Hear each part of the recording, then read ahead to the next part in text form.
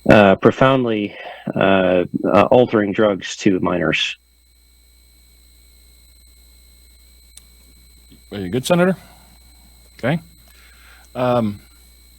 Dr. Malone, can you talk a little bit about the use of these medications as to or in the context of suicidal thoughts or ideation for some of these youth? So there's a lack of high quality evidence when it comes to this topic. To date, there is no convincing evidence that these interventions, either puberty blockers or cross-sex hormones, reduce suicides in distressed youth. If that evidence did exist, the UK, England in particular, Sweden, Finland, Norway, they would be coming to much different conclusions than they are. They would not be pulling back on these interventions. They've recognized that these interventions are experimental, that the cart is way in front of the horse, and things need to be dialed back dramatically. Thank you, Dr. Malone. Questions? Senator Winthrop. Thank you, Chairman Lakey and Dr. Malone. Could you remind me of your practice? Are you a pediatrician, or do you do practice with gender dysphoria or gender affirming care? Dr. Malone. So thank you. I'm an endocrinologist, an adolescent and adult endocrinologist. I'm also the founder of a nonprofit that looks specifically at this issue of gender dysphoria. Senator, follow-up?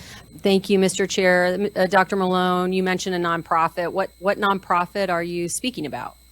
Dr. Malone. So to be clear, I'm here of my own accord. The nonprofit is called the Society for Evidence-Based Gender Medicine. Senator Anthony.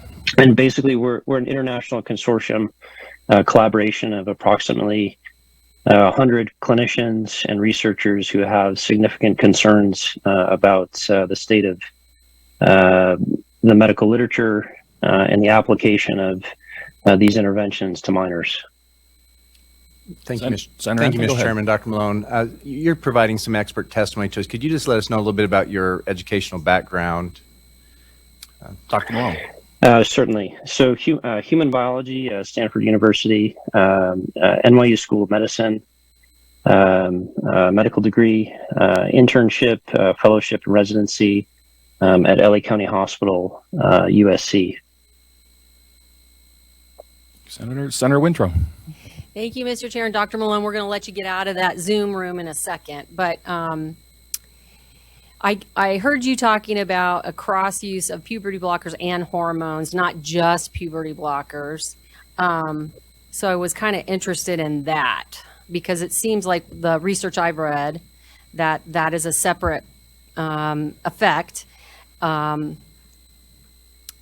We'll stop there, and the other question I have, and I'll just let you answer it, is: Are you collaborating with the Idaho Medical Association or the American Medical Association or some of our very mainstream, recognizable medical organizations? Dr. Malone. So to your first question, puberty blockers, almost all children who start puberty blockers go on to cross-sex hormones for this intervention. So puberty blockers themselves cannot be considered in this context. Context is obviously important. In this context, cannot be considered an irreversible temporary pause intervention. They're the first step in a sequential series of treatments that, if initiated, as the Endocrine Society suggests, at Tanner stage 2, which is very early in puberty, that sequence of events is a sterilizing sequence of events. So puberty blockers and cross-sex hormones really in this context should not be separated and considered separate interventions. They come as a package for almost 100% of kids. The second, in terms of collaboration, I personally am not collaborating with these organizations. The medical societies their stance on this issue cannot be considered evidence-based, and there are experts internationally who have commented to that effect. Most recently, the father of evidence-based medicine publicly stated that out of McMaster University that the Endocrine Society guidelines cannot be considered an evidence-based document. Further confirmation of the current experimental state of affairs on this topic. Any other questions? All right, Dr. Malone, thank you for taking time to be with us today. We appreciate that. Thank you. Okay, next. Oops. Kara Saperson. Oops. Ms. Saperson here. Could we bring her in from the overflow? Saperson?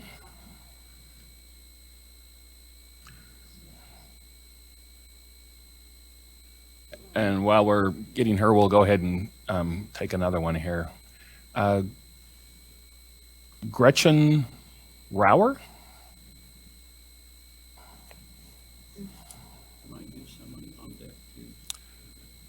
And on deck, if we could have Billy Burley. Hi. Ms. Rauer, welcome. Please state your name for the record. And then let me tee you up here and we'll have you take 2 minutes. Sure. Go ahead. So my name is Gretchen Rauer, and I'm from Eagle, Idaho, District 14, and I'm here to speak in opposition of HB 71. I'm a proud mother of a transgender 16-year-old who's unable to testify today because she's taken an AP physics test, so I'm here for the both of us. My daughter is a diligent straight-A student who loves school. She's a math whiz, a published author, an avid runner, a Zoo Boise volunteer, and a kind and loyal friend, and she is so tired. With the bills that have been introduced this session that attack her and her rights, she is so tired. She has written emails, hung posters, attended rallies, extended invitations to all of you to have breakfast with her, and she is so very tired. She would prefer to be reading books and hanging out with her friends, but bills like HB 71 force her to continually fight for her rights, and she is absolutely exhausted. HB 71 is a direct attack on my family. It attempts to supersede my parental rights. I was not obligated to consult you in regarding my daughter's migraines or her shellfish allergy because you trusted me to have her best interests at heart. Clearly, when considering when considering transgender affirming healthcare, I also have her best interests in mind, as I know her better than anyone. We have a team of caring, trained professionals with whom we work regarding her migraines, her allergy, and her transgender needs. These are the people we trust with my daughter's health because they have been to medical school and have vast experience and knowledge. HB 71 claims to protect minors from hormonal treatments and surgical procedures. However, this is a bit disingenuous to me. In Idaho, with parental consent, minors are allowed to have breast surgery, cosmetic nose surgery, face and neck tattoos, as well as body piercings. Minors can take hormonal birth control pills, and human growth hormones when they have growth deficiencies. There are no bills to protect those minors. So therefore, HB 71 targets transgender youth and is discriminatory. It attempts to legally erase my daughter and does not have Ms. her best Rauer, if you interests could in conclude, mind. please. I absolutely can. Thank you. Navigating life as a transgender teen in Idaho is is challenging. If you truly cared about her well-being, you'd offer her what she needs the most, and that's empathy, understanding, support, unconditional acceptance, and love. Thank you so much. Thank you, Ms. Rauer. Any questions? Senator Wintrow. I promise I won't make this a habit, Mr. Chair, Okay. but real quick, thank you so much for your testimony. I'd like to hear how you feel as a parent who is facing this right now. I'm exhausted. Ms. Rauer. Oh, sorry. That's okay. We all get used to the rules. Okay, thank you very much. You know, I'm exhausted. I'm sad. We've been here 20 years. I feel like Idaho is becoming unrecognizable to me. My daughter was born here. She's raised here. And we feel very much under attack and starting to feel quite unwelcomed. I'm not sure what we'll do for our future as our family has to discuss how we continue to navigate living here. Any other questions? I don't see any. Ms. Rauer, thank you for taking you so time to much. be with us today. Okay, Next, we'll have Billy Burley. On deck, we'll have Kara Saperson, and then if Christian Welp can kind of be in queue as well. Mr. Burley, welcome to the committee. Please state your name for the record, and then actually let me get you pulled up here. Okay. Mr. Burley, go ahead. Thank you, Mr. Chair and committee members. My name is Billy Burley. I'm from Twin Falls, and I used to be transgender, but I am no longer. When I was a child, I had this reoccurring thought that God made a mistake. I was a girl, and I actually had that thought all the way up until I was in my 20s when I was having a breakdown. So I sought therapy for the disconnect between my mind and my body. And after being in therapy for about 20 years and doing my own research, the message that I received from the therapist and from the research I did was that I had to change my body to match my mind. So I did that. I went through a number of surgeries, and after 7 years of living as, presenting as a woman, I had difficulties. There's more difficulties at that point than when I started. So I decided to detransition, to change my legal marker on my state and federal identification from female back to male. I went through another surgery, and doing so, I had to go back to therapy. The therapist I went to at that point dove into my childhood pains, and coming out of the therapy, they said that I was not transgender. I never should have been affirmed as transgender or diagnosed as transgender, and that I was male. And so I am here to let you know, just in summary, I received gender-affirming care in my 20s. It was a horrible mistake. As a result, I spent well over $100,000 on my transition from male to female. I'm surgically modified, I have a scarred body, and I must take weekly testosterone injections. The bottom line is that I received gender-affirming therapy when I was seeking mental health therapy. And that's my concern, is I did not receive that therapy. And thank you. Thank you, Mr. Burley. Questions? Okay, I don't see any. Mr. Burley, thank you. Thank you for taking time to be with us today. Okay, back to the on deck, Kara Saperson. Welcome to our committee. Please let me get you pulled up here.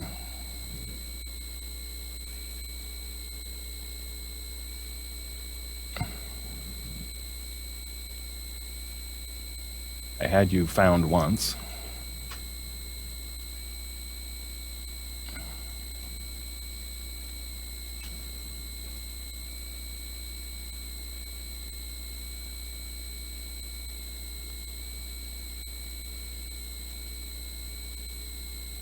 Sorry for this delay, but technology is what it is.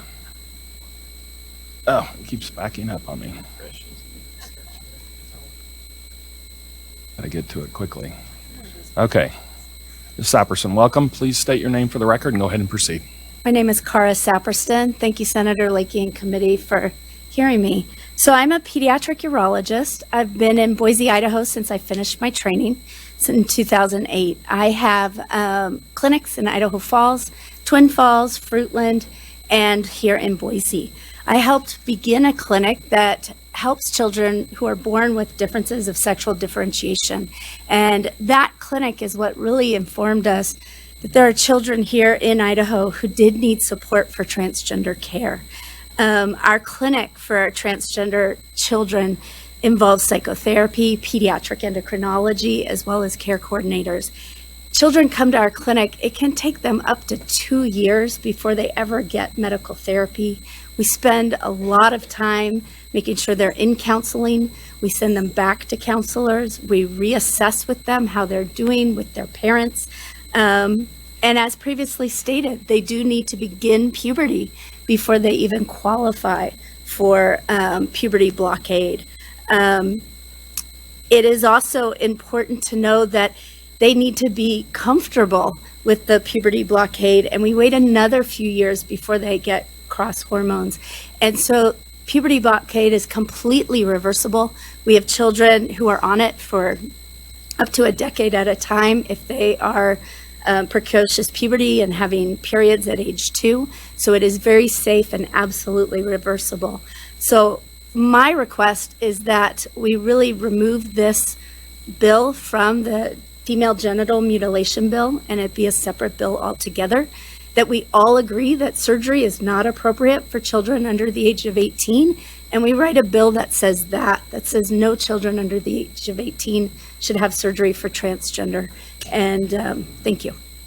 Thank you, Dr. Saperson. Questions? Senator Wintrow. Thank you, Mr. Chair and Dr. Saperson. So I don't know if you were listening to Dr. Malone, but he was talking about puberty blockers and cross hormone therapies and them not being irreversible. And I'd like to hear from you who specialize in this to address that. Dr. Saperson. Thank you, Senator Wintrow and Senator Lakey. So hormone blockade is completely reversible, absolutely 100% in children. All it does is pause puberty for a time. The controversies in the debate come in when you add cross hormones. We know there are adult men who are transgender men who choose to have children who have not had their uterus removed, who can come off their cross hormones and their puberty blockade, carry a baby, deliver it, and go back on to their treatment. We have people in Idaho who have done that. It is actually more challenging for a trans female with cross hormones. There may be a harder time with sperm production, with estrogen for the testicles to recover, but the blockade is completely reversible. The GnRH analog absolutely is reversible and is used to prevent onset of or continuation of the puberty. But once you stop the medicine, puberty will then continue, fertility will continue. Follow-up, Senator. Go Thank ahead. you, Mr. Chair, for a follow-up, Dr. Saperson. I'd like to hear what, I'm on the Health and Welfare Committee as well, and we hear a lot from the IMA about standards of care and settling on that, right? Because that's important. So we're not legislating medicine, right? So talk to me about the settled upon standard of care for gender affirming care for people who are gender dysphoric, kids, parents, etc., and the prominent organizations that support that. So, Go ahead, Saperson, go ahead. thank you, Senator. I know there's enthusiasm to answer questions. That's natural. So there are, I would have to pull it up in front of me off the top of my head. The guidelines are supported by the American Urologic Association, the American Endocrine Society, the Pediatric Endocrine Society, American Academy of Pediatrics, to name a few to begin with. These have been ongoing and developed over the last decade to a decade and a half. And so it is agreed upon that there is significant improvement in protecting children from suicide ideation and successful suicide attempts when they get access to providers and parents have access where they can talk about it, understand it, and make decisions that support the child moving forward. It is not something you get right away. In fact, in the guidelines, it says there must be time, and the guidelines support no surgery prior to 18 at this time. One more. Follow-up, Senator. Go ahead. Thank you, Mr. Chair, for your patience. I heard Dr. Malone say the only thing he believes is that if you want them, you get them. But I'm not hearing that from you. I'd like to hear from you, the timeline that it takes. Is it rigorous? Is it whimsical? What do physicians is the common standard of care in our state right now? Dr. Saperson. Senator Lakey, thank you. So in our clinic specifically, which I can talk to, a child comes to our clinic, they must have a guardian with them. We actually have a 5-page consent that they must read and bring back to clinic. They must be in counseling and in counseling for at least a year that shows that they are stable and in a safe location to even begin onset of care. And they have to have started puberty before they can get medication. Thank you, Doctor. Senator Anthony. Thank you, Mr. Chairman. Thank you, Doctor. In your clinic, and maybe you don't know this, but for someone who comes in requesting, what's the percent that don't receive the treatment? Oh, Dr. I Saperson. wish Senator Leakey, thank you. I don't know that. I'm sorry. I wish I'd looked it up. But I can tell you from a patient I did care for that it took a year at a minimum before we agreed that the therapy was where it needed to be, before we even began to discuss hormone blockade for one specific patient I can think of. And that happens not infrequently. Thank you, Senator. Dr. Saperson, as far as the hormones, the testosterone, the estrogen, do those have permanent effects? Thank you, Senator Leakey. Those do not have, so we have defined it as reversible and irreversible. Giving cross hormones is considered partially irreversible. So it is not a black and white answer, because when you stop the medicines, people revert back as long as they have their ovaries and testicles that they were born with. So what would constitute, when you say partially reversible, what's a reversible Part of that. procedure? So if I was a transgender male getting testosterone, when I stopped the testosterone, my muscle bulk would decrease, my facial hair would decrease, I'd begin to cycle ovaries again and begin to have a period again. For men who are on estrogen, they would begin to lean out again and begin to grow facial hair again. So you would need electrolysis to remove facial hair and potentially a mastectomy to remove the breast developed from the estrogen exposure. So a mastectomy would be considered a Partially. partial reversal? Correct. Okay. Any other questions? All right. Thank you, Dr. Saperson. Appreciate your testimony. Thanks for taking time to be with us today.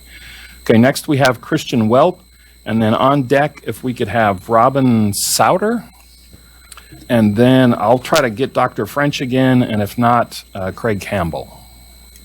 And Chairman, So- I received a text from Dr. French who said he could hear you, but we couldn't hear him. So I don't know. I'll give him another shot here Okay. once we get to that point. All Let me right. get to your spot, Mr. Welp. Okay, if you could state your name for the record and go ahead and proceed. Christian Welp, and I represent the Catholic Church in the state of Idaho, and I am here in favor of this bill. The human person, created in the image and likeness of God, is a unified creature composed of body and soul. The soul is a spiritual principle of each human person and the subject of human consciousness and freedom. Yet man is truly himself only when his soul and body are intimately united. The human person is not a soul or a mind that has a body merely as a biological accessory. Rather, the human person is a body formed by a soul. Human life and love are always lived out in body and spirit, and thus the body is a vital expression of our whole being. So integral, in fact, is the body to who we are as human beings that the body and soul together are fashioned and destined to live forever. Our biological sex, expressed by our body, is a gift from God and is unchangeable. A person's gender is inseparable from biological sex. Sexuality affects all aspects of the human person in the unity of his body and soul. Therefore, while biological sex and gender can be distinguished, they can never be separated. Should someone experience a tension between biological sex and gender, they should be treated with respect and charity. However, charity needs to be understood, confirmed, and practiced in the light of truth. And thus, such persons should be encouraged to seek harmony between their biological sex and gender, not through a rejection of one or the other, but through turning to our Lord and to medical and psychological services that are rooted in an authentic anthropology. Only in a graced embrace of one's created nature as given by God can a person acknowledge and accept one's sexual identity in every respect. Through this graced receptivity of one's own identity, Welp, if you could conclude, please. a person abides in the freedom and peace available through Jesus Christ. And for these reasons, I ask you to pass House Bill 71. Thank I you, stand Mr. for Welp. questions. Any questions? Senator Winthrop. Sorry, Mr. Chair. No need to apologize, Mr. Chair Senator. and Mr. Welp. Yes. I want to ask one question. Yes. There's a part of the bill that allows parents and physicians of babies who are born with ambiguous genitalia Yes. perfectly healthy babies, Yes. to allow them to choose to do surgeries on those babies Yes. and either take off an enlarged clitoris or One or the other. whatever. Sorry. Sharon. So I guess that's what I'm trying to understand is that if everyone is born in God's image, Yes. why would we allow parents and doctors at that point to do surgery on a healthy baby? Yes. Mr. Welp. Unless, of course, the ambiguous genitalia is such as interfering with urinary tract or something like that, because sometimes that does happen, then you have to save the baby. But I know of people who have been born intersex who have never been operated on and are very pleased about that. So because they feel like they are in the image of God, so I'm just asking that. Yeah. Mr. Welp. Chair and Senator Wintrow, thank you for that question. For one, the exception is never the rule. It is very unfortunate, but very unique, and not very often does it happen. And I'm not a doctor, but I do know that the DNA of those babies that are born that way, and someone can correct me if I'm wrong, have XX and XY chromosomes, as far as I know. And typically, the surgery is to, as far as I know. Again, I'm not a doctor. I'm probably speaking out of turn already. And that surgery is try to correspond to that person's DNA. Any I hope questions for that's- Mr. Welp? Okay, I don't see any. Thank you, Mr. Welp. Appreciate you taking time. Okay, Robin Souter? No? Maybe, okay, well, let me bump her down, or him, not sure which one that is. And we'll just take up one in opposition. Roman Huterman? I'll try to get somebody that's here, since we're already, oh, okay. Welcome to the committee. Roman, if you could state your name for the record, please, and then if you could keep your comments to 2 minutes. All right, I am Roman Huterman, and I will continue. So, first I want to address the constitutional flaws of this bill. Under current Idaho law, the decision to seek out gender-affirming care is not made by trans youth. It is a careful choice in the hands of parents. A right Idaho has affirmed time and again parents' choice. I came out in the 6th grade, and I have been out ever since. Under the laws that have been in place throughout those years, I did not take hormones or puberty blockers. Voting against the bill still allows for parents to say no, the same way mine did. Passing the bill does not mean every parent is going to all of a sudden let their child start taking hormones. As a minor in Idaho, you have to go through therapy and counseling for a certain period of time, and your therapist or counselor or doctor have to acknowledge that you have gender dysphoria, and gender-affirming healthcare would be beneficial to you. Voting against the bill still allows for the process, but lets people who need gender-affirming healthcare to benefit their quality of life and still get it instead of letting them suffer with gender dysphoria. Secondly, a common argument repeated throughout all of these arguments have been that they're too young and that their parents need to make this choice and that they should not be doing this. But even with under Idaho law, the decision is ultimately in the hands of the parents. No trans youth are too young to have the need for gender-affirming healthcare anyway. I came out in the 6th grade. In the 7th grade, I spent nights crying and praying to God that either to make me cisgender or to wake me up dead. I wasn't too young when I was in the 9th grade, and I was unwillingly thrown into the men's restroom by a group of kids because of my gender identity. I am not too young to know to be treated like a predator by my family because of my gender identity. Because of all these experiences, I was forced to mature faster, and I'm still a transgender person. Being transgender is not rebellious, and it's not some weird choice that someone makes. It's an unfortunate realization that no matter how much you pray to God, will not be changed. Through under all of this, we can see this still under parents' choice. This should still be allowed, and we should not be able to pass this bill. It is parents' choice to let their child do these things, and parents still have the choice to say no if they choose to do so. And allowing for that is a right for parents and for children who need these things. Not bad, Roman. Okay. Any questions? Okay, I don't see any. Thank you. Appreciate your time today. Okay, let me try to get Dr. French again.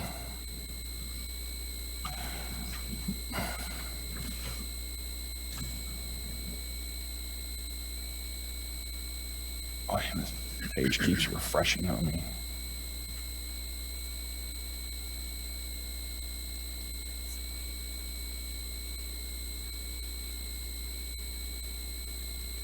Oh, I'll get back to her. Clicked on him. There we go. Okay. Dr. French, can you hear us?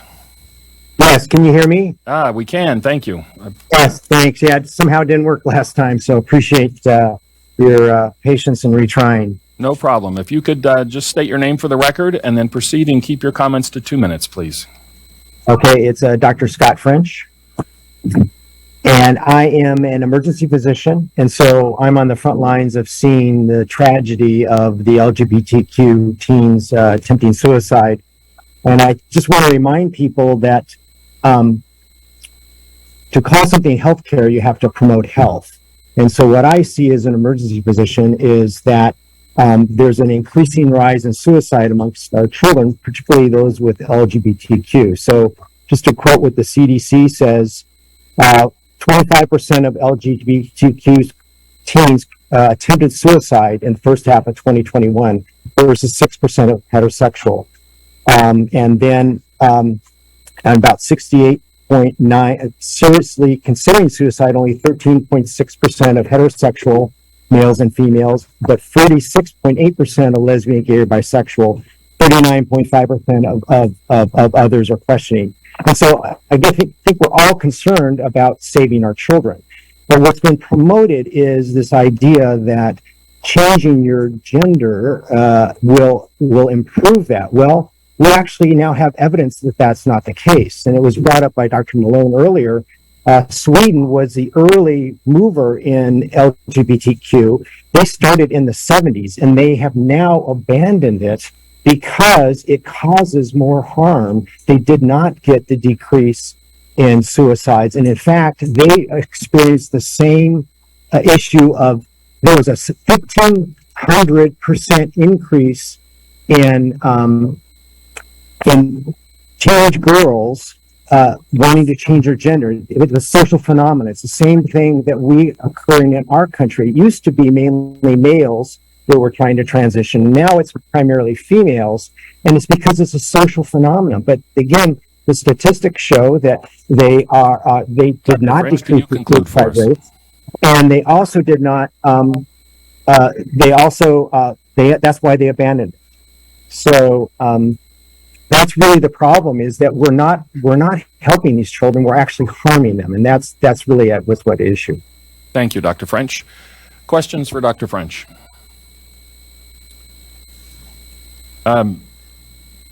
Dr. French, you talked about some of the suicide statistics. Is your reasoning or your inference there that perhaps those that are in this group have a higher ideation of suicide, not relative so much to the medication, or what's your point there? Yeah, these are people, whether they've transitioned or not. These are people considering transition, and so they have higher anxiety, they have higher depression, and again, depression leads to suicide. And that's what all the studies affirm, and that's what they found in Sweden. And in fact, in Sweden, they found that many of these children were being misdiagnosed. They really had autism and other disorders, which again, we see in the emergency department. And that's why they've now put it, well, it's only for very limited cases. So they have 25 years of experience, and they had, in addition, Sweden was a very gender affirming culture. And yet they did not see this decrease. So this thought that gender affirming care will decrease suicide, it actually doesn't, and in fact increases it. And so that's my concern as an emergency physician. I'm tired of seeing young children coming into the ER. 15 years ago, I didn't see 6-year-olds and 8-year-olds coming into the ER with suicide attempts. Now I do. It's sad. We've got to fight against it. Thanks, Doctor. Okay, I don't see any other questions. Dr. French, appreciate you taking time to be with us, especially in an airport. Thanks. Yeah. Thanks for your perseverance and connecting with me. Appreciate it. Thank you. Okay, next I have Robin Souter. Did we find Robin? I was told she was on board. Oh, well, let me look and see.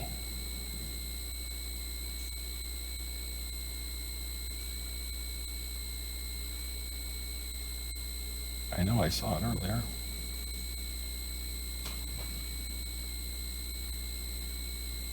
Senator, be looking with me and see if you can see it. Miss it.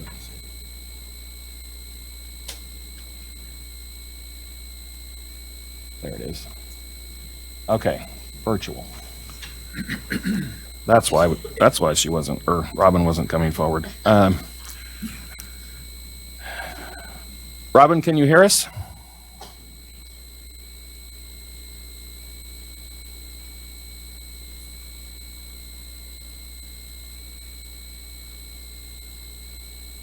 Robin, can you hear us? There you are. Yes, I can. Can you hear me? Yes, if you could state your name for the record and then please keep your comments to 2 minutes. Absolutely. Thank you, Mr. Chairman and members of the committee. My name is Dr. Robin Sauter. And so I'm originally from Minnesota, but I moved to Idaho 5 years ago to complete my family medicine residency training. And after that training, my husband, who is also a primary care physician in the state, and I moved to Moscow, Idaho, where I now provide full spectrum care. And this includes gender affirming care for minors and adults. And today I'm calling in to testify against House Bill 71. So after residency, my husband and I chose to stay in Idaho to serve the many small, vibrant communities of the state who are in desperate need of healthcare. And for example, several of my patients travel at least 1.5 hours to receive their medical care from me in non-snowy conditions. So now, as we are expecting the birth of our first child in 2 months, we have been having some very serious conversations about whether or not we can continue to practice and raise our child in a state that may not support evidence-based medicine or parental autonomy. We are two of many healthcare providers who have considered leaving the state due to fear of being painted as a criminal. And this bill will only create additional challenges to fill the rapidly growing gap in healthcare in these rural communities that my husband and I are currently serving in. In regards to my medical practice in northern Idaho, many patients often make their way to me after a hospital stay for either severe depression or a suicide attempt. And after multiple visits with the family and the patients, there's a common theme that I've seen behind their actions, and that's that they feel unsupported and invisible. And if we do decide to move forward with any therapies, know that these decisions are never made in haste. These are two of countless stories I share with you in hopes of encouraging you to vote no on this bill. Thank you, Dr. Sauter. Okay, any questions? Senator Winthrop. Sorry, as Senator Lakey and Dr. Sauter, since you are calling from such a long way, talk to me a little bit about the standard of care then that you're utilizing for folks and why that's so important. Dr. Sauter. Yes, thank you, senators. So that it actually mirrors most of what we're doing what providers are also doing down in Boise. We're very consistent across the state as to what kind of stepwise process we're putting into place. And so when again I get a patient who comes to me, we will be first talking about mental health services, getting them into counseling straight away. It's clearly even more challenging up where I live, where that often means remote counseling is usually the first step for us. We have, fortunately, a few different programs that we've now been able to get many of our adolescents into. So remote counseling is what we start most of the time with, as we just don't have enough providers in person. And then we also will lean on, do have some pediatric endocrinologists up in the Spokane area, as well as even all the way into Seattle, because sometimes that's actually closer for us than coming down to Boise, just by nature of the roads up north. But clearly there's many visits that we have with parents involved. We have consent forms that we're having them, multi-page consent forms, we're having them read through, review, come back, ask questions, and go from there. Thank you, Doctor. Okay, I don't Mr. see. Chairman. Oh, Senator Ruckty. Thank you, Mr. Chairman. And Dr. Sauter, can you just briefly describe why standards-based care is so important in treating your patients? Dr. Sauter. I'm sorry, I cut out a little bit. Can you repeat that one more time? Senator Ruckte, go ahead. Yes, Mr. Chairman, Dr. Souter, why is following medical standards of care important in treating your patients? Dr. Souter. Absolutely. So standard-based care and the processes that we have created, it allows for consistency. It allows for us to continue to build upon the studies that we already have. And it takes out a bit of the bias that can come in when some people have other beliefs. And so what we're trying to do, and all of us and all of the major medical societies that Dr. Saperston had listed earlier, we're all trying to be on the same page and provide that very consistent standard of care so that when we have patients with issues, we're all addressing them with the same mindset, and we're taking out again that bias, but rather using peer-reviewed studies with great evidence behind it in order to care for these patients, which is what our whole practice is based on. Thank you, Dr. Souter. Senator Winthrop. Thank you, Mr. Chair and Dr. Souter. One more quick question, because you are in a more rural, remote area. I saw in the newspaper that we lost in Sandpoint an OB pediatrics physician practice because of different decisions in our state. And I'm concerned about that. Talk to me about your concerns with losing physicians, because I'm guessing you're doing more than just this type of care. Dr. Souter. Correct. Thank you. Thank you both for that question. And I absolutely have a fear that we are going to continue to lose more and more providers. I have known several colleagues that have already left the state, and knowing that in Sandpoint too, that this OB and pediatric group has left, has now created an even bigger gap in what was already a very large gap in care for that area. And now just learning that, I know that I will also be feeling that pressure as a provider, because I do provide OB care. I do provide care to newborns all the way through hospice care. And so just learning that recently too is just another, it just adds more weight to a lot of the providers already up in these very small rural areas who want to provide the best care that they can. But at some point, we are also going to be at our max, and we're not going to be able to recruit other providers because of the burden that we're currently already experiencing. Thank you, Dr. Souter. I don't see any other questions. Dr. Souter, thank you so much for taking time to be with us today. Thank you. Okay, next I have Craig Campbell. And then after Craig, we'll have Laura Volkert, Blaine Kanzati, and Mia Hoker. And Craig, let me find you here.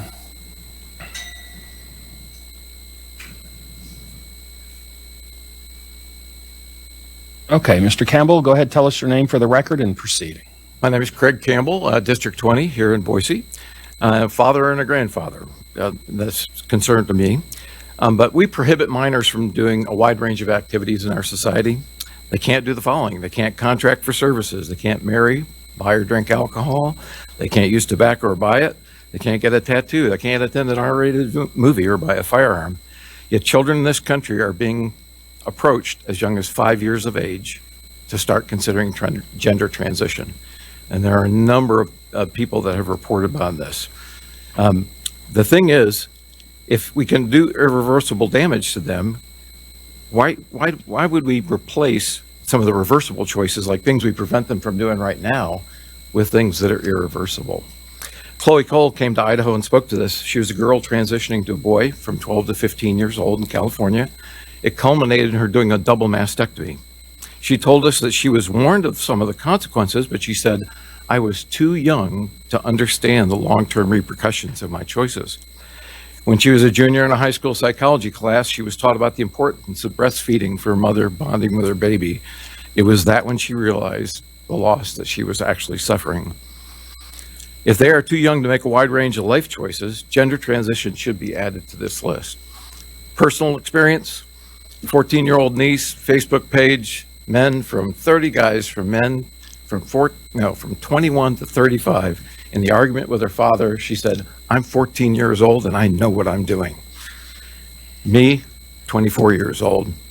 I really didn't start to mature as an adult until I was 24. My request for you guys today is there's a lot of medical donations that go to this committee from the medical community. So I'm asking you to be strong and courageous today. Mr. Chairman, I object.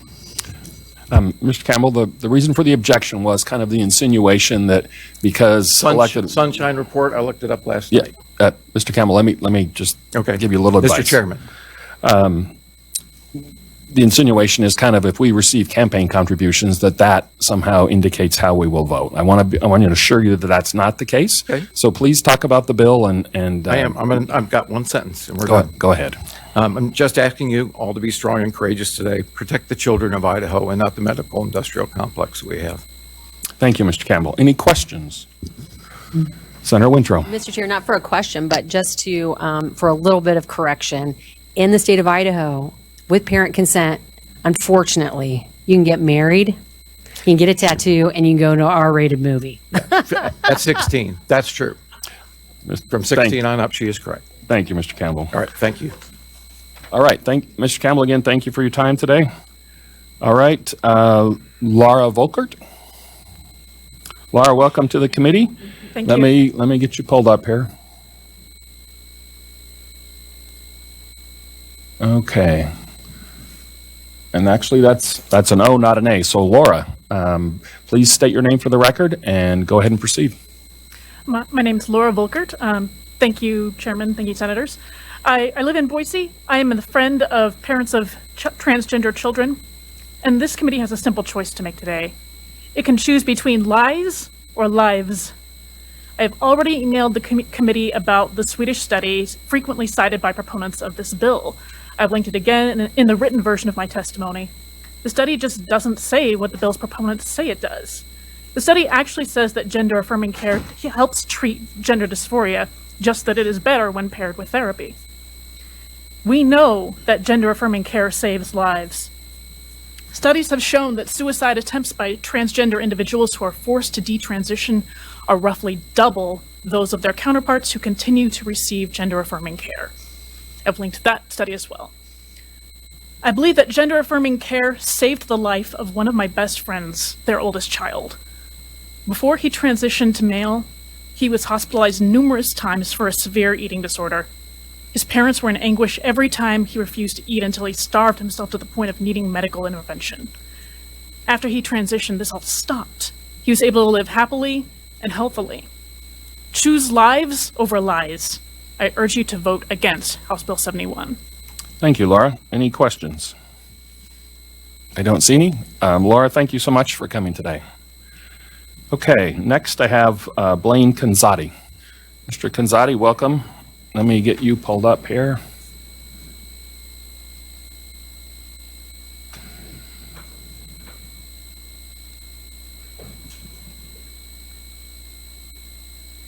Computer really does try to make it difficult.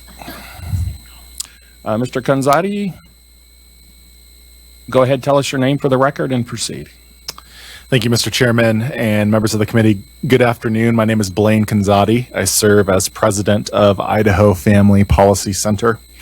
Thank you for considering House Bill 71.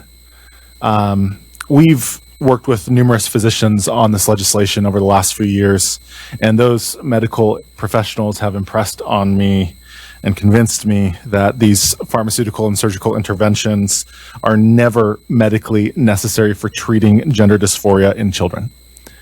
True medical care does not involve pumping children with drugs that unnecessarily cause lifelong sterility and sexual dysfunction.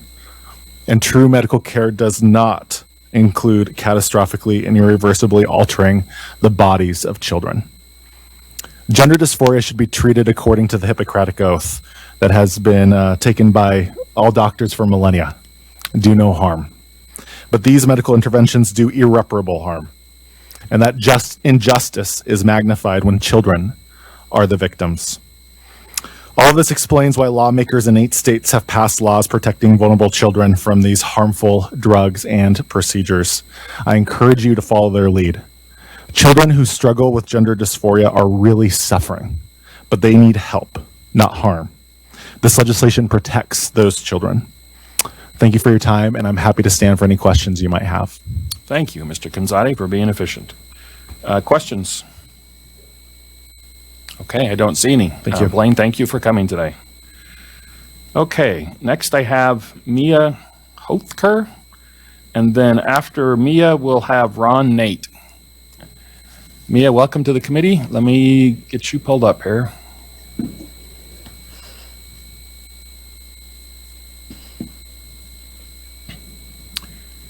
Okay, if you could state your name for the record and go ahead and proceed.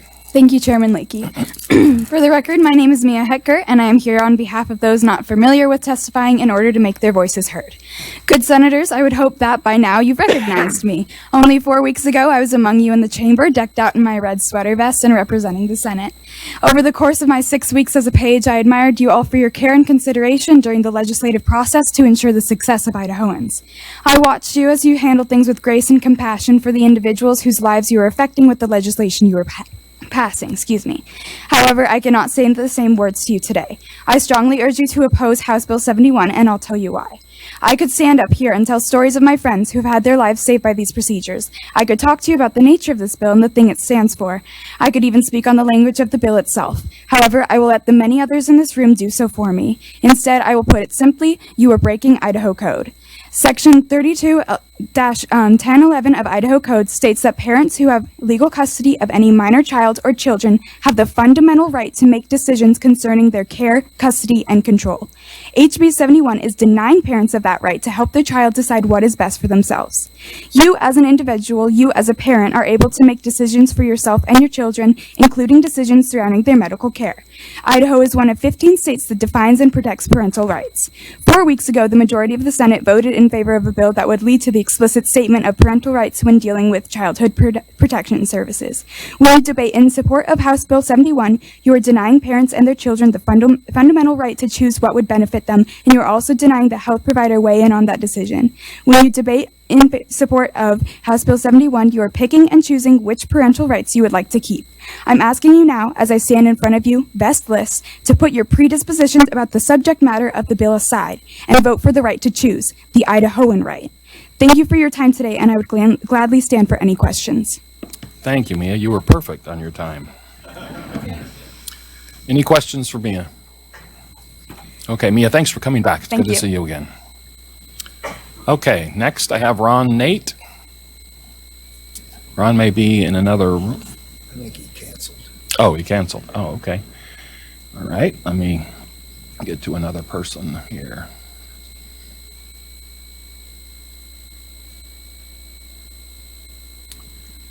Let's try Peggy McFarland.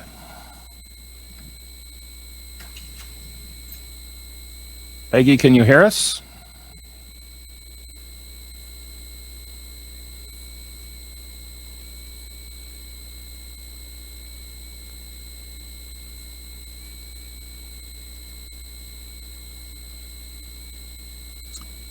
Peggy, can you hear us?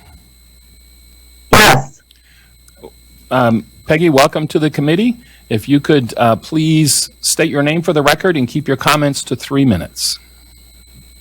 My name is Peggy McFarland, and I am a licensed clinical counselor in Idaho. For the past 12 years, I've been helping young girls to develop a positive relationship with their body. I'm very sad as I hear the plight of these children and their parents who are desperately seeking solutions. I know the pain of a child who is suicidal. However, I believe that these parents are not being given adequate support and informed consent. In 2016, the Obama administration published their conclusions after a thorough review of the science to determine if Medicare should pay for gender reassignment surgeries. They determined that the quality and strength of evidence was low and that there was no evidence of clinically significant changes in mental health after sex reassignment. They cited the same 30-year Swedish study that's been brought up already today. And what the 30-year study said was that gender reassignment surgery helped gender dysphoria. However, it did not help mental health. It did not change depression. It did not change anxiety. And in fact, starting at about the 10-year mark after medical transition to 15 years after medical transition, completed suicide was 19 times greater than the control group of the general population. I'm here to say that we have much better options. We have better therapies. Parents are not being informed about them. Therapists are not being informed about them. And that we need to protect kids and really get to the issues underlying this problem. Please vote yes on H 71. Thank you, Ms. McFarland. Any questions? I don't see any. Peggy, thank you for taking time to testify to us today. Okay. Next, Jesse Duvall. Jesse in the room? Let's go look for Jesse. And while we're looking for Jesse, let's try Lynn Thompson. Let me switch this around here.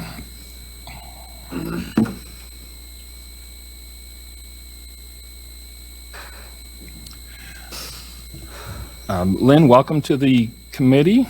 Let me get this pulled up. Go ahead and state your name for the record and then proceed. 2 minutes, please. My name is Lynn Thompson. I'm against the portion of this bill that allows transgender care. And before I really start, I'd like to state for the record that I was never groomed or socially pressured into being trans. Social pressures delayed my coming out by over a year. Anyway, last year I stood in the same building looking at the same awful legislation. It was one of the worst days of my life. I was born in Idaho. I was raised in Idaho. It's the only place I've ever called home. I love it here. I love my community, my city of birth, walks on the greenbelt with my friends. I'm an Idahoan. I've also been struggling my entire life with something many people don't understand yet fear: gender dysphoria. I felt trans as I can remember, even if I lack the words to describe it. When dysphoria got worse through puberty, I would spend my time dissociating from reality and pretending I wasn't real because it was my only escape. When that failed, I would curl up into a ball in my bed that on some days I never felt like leaving and cry. I did not see a future for myself as a man, so I faced the social pressure that tried to keep me the man I wasn't and came out. I worked with therapists and several doctors over months of discussions to get approved on put on reversible blockers and then later estrogen, after months of being on the reversible care. The fact that these doctors saved my life is indisputable. The fact that gender-affirming care saves lives is indisputable. It is the reason I feel a will to go on, and denying this care, you are denying the lives of hundreds of people like me. We are not a contagion or a disease that you and your kids need protection from. We are people with lives, feelings, passions, emotions, likes, dislikes, friends, family, pets, opinions, joys, and especially fears. I fear that I will have to leave my community behind. The friends that I've known since early childhood, the home that I grew up in, due to decisions made by people who have no idea what I'm going through. Our care is safe. Our care is necessary. The needless politicization of our care by lies of hate groups like the American College of Pediatrics that have been disgraced by the larger medical community kills us. If you vote yes on this bill and it passes, you have the blood of the people you claim to represent in your hands. Thank you, and please vote to keep me alive because my life is more important than whatever ideology fuels this bill. Thank you, Lynn. There's some Kleenex there for you. Any questions? Okay. Lynn, thank you for taking time to be with us today. Okay. Next, Catherine Aberly. Is Catherine here? I think she's via Zoom. Oh, let me see. That may be right.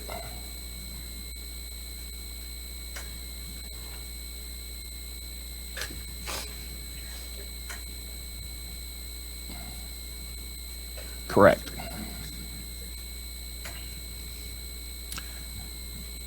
Ms. Aberly, let us know when you can hear us.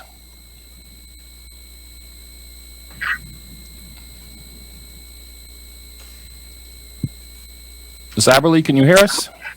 I can. Can you hear me? Yes. If you could state your name for the record, and then please keep your comments to 2 minutes.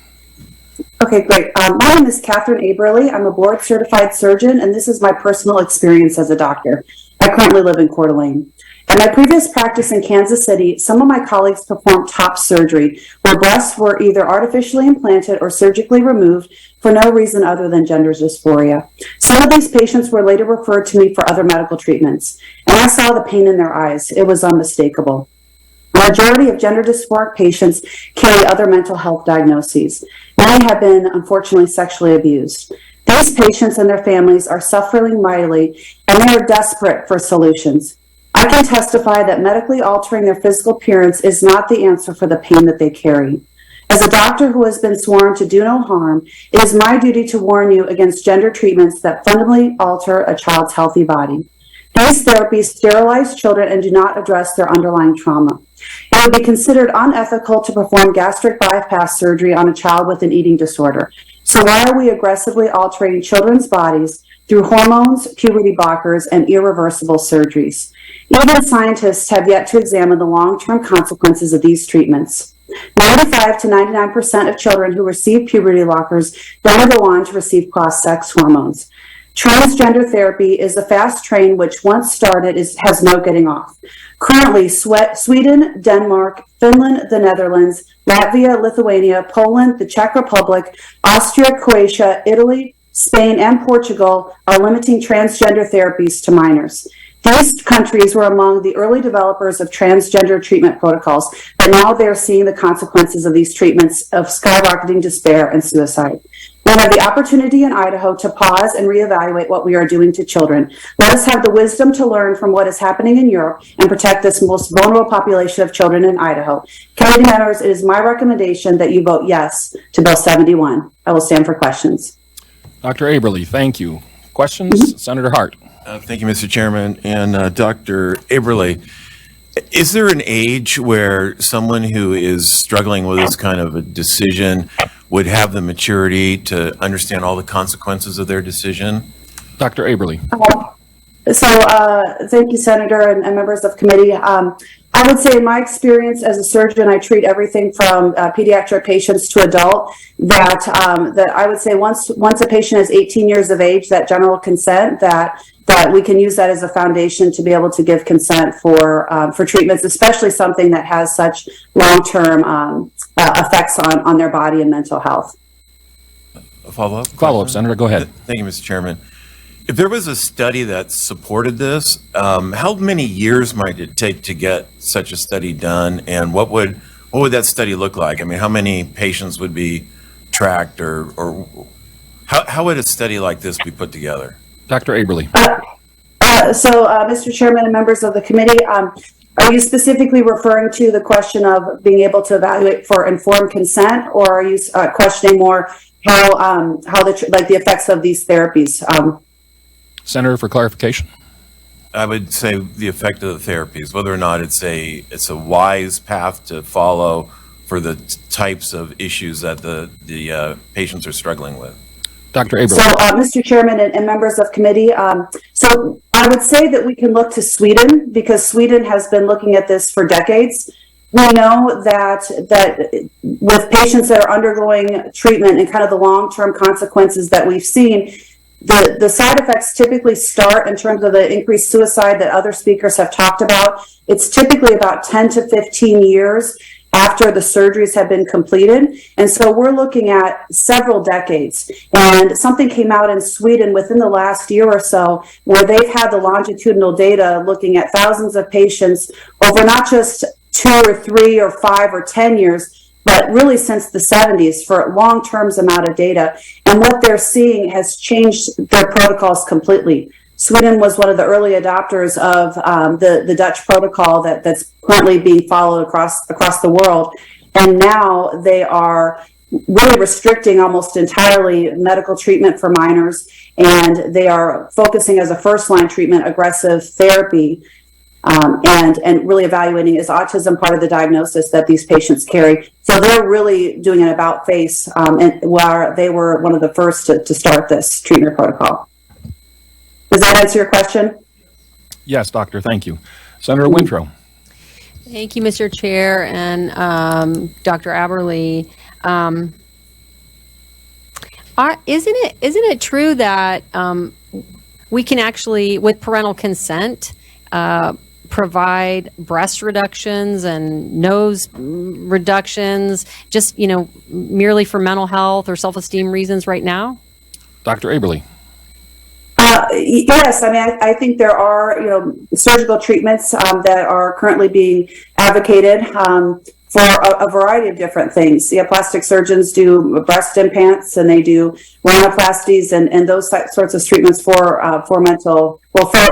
appearance reasons. Now, whether or not they're sending the patients or recommending any kind of therapy or counseling, whether that's a good idea or not, I think that remains to be seen. But in my experience as an ear, nose, and throat surgeon, I'm not aware of many plastic surgeons that recommend therapy for their patients that are interested in these types of surgical treatments. Thank you, Dr. Aberle. Any questions? All right. I don't see any others. Doctor, thank you for taking time to be with us today. Thank you. Okay. Jesse Duvall. Jesse, welcome to the committee. Please, let me get you pulled up here. I'm right here. I know, I mean, Okay. technologically, sorry. Got it.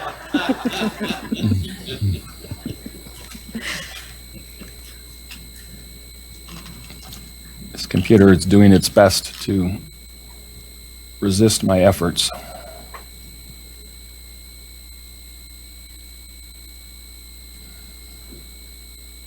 Let's see it there.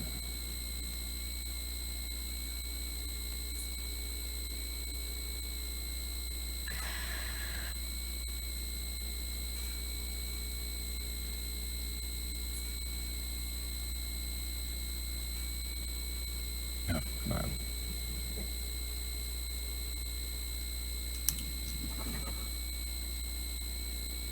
There we go. Oh, so close.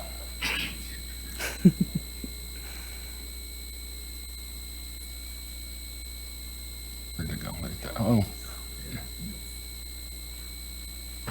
Yeah. Let me try the mouse. That may be better. There we go.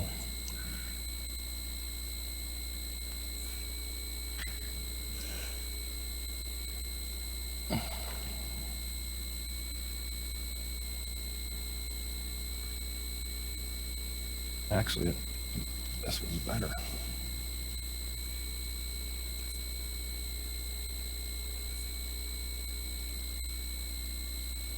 There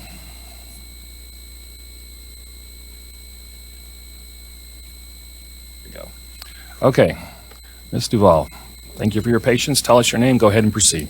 Thank you, Mr. Chairman and members of the committee. My name is Dr. Jessie Duvall. I'm a pediatrician, and I was raised in Idaho. I'm honored to serve the kids and the families of Idaho, and I'm now the proud mom of a new Idahoan. I am here representing the American Academy of Pediatrics, the Idaho chapter. We, the pediatricians of Idaho, are the people who take care of your babies when they are sick with RSV. We take care of your 4-year-old when they have an asthma attack at midnight, and we make sure your teen doesn't have a heart attack on the football field before they go out to play. We want all kids to grow into adults with full range of opportunities, including fertility. So we would never recommend any treatment that limits or impacts that. Puberty blockers are reversible. We know this from countless evidence-based studies. They are used for precocious puberty for several years, and when we stop using them, fertility returns in these kids. We do, however, recommend treatment that helps kids live long enough to be able to get to the age where they can begin deciding about having a family. We know that gender-affirming care saves lives. We know this from countless studies that show that when kids who are trans, kids who have gender dysphoria receive gender-affirming care, they have a decreased risk of suicidality. Gender-affirming care is highly individualized, and it looks different for every single kid and every single family. There is no one size fits all. So when we talk about gender-affirming care, we really are talking about health care. we need, as physicians, to be able to provide the standard of care, to be able to provide evidence-based care. And more than that, as Idahoans, we need to let parents be parents. They need to have the rights to decide what care their kids need without interference from government. I urge you to vote no on this bill. Thank you. I'll stand for questions. Thank you. Dr. Duvall, any questions? Senator Anthony. Thank you, Mr. Chairman. Thank you, Dr. Duvall. So you've been here and you've heard testimony that I've heard today. We had a specialist, pediatric, I believe, endocrinologist testify who was Stanford, New York, School of Medicine educated, that it is not evidence-based. You are telling me it is evidence-based. So I just put that out there so you understand some of the struggle in determining what's going on here. Thank you for the question. Thank you, Mr. Chairman. I recognize the struggle. It is hard to know what is real and what is not when we all talk about evidence-based and we throw this word around. That doctor from Twin Falls, I believe, is an adult endocrinologist, not pediatric. The organization that I'm a part of, the American Academy of Pediatrics, which is essentially the governing body of pediatricians in the United States, has hundreds of thousands of members. It has been around since the early 1900s, and it sets policies that pediatricians use to practice our care. So when I need to figure out how do I treat an ear infection, that's where I go. I look to that for the guidance on what is the best data.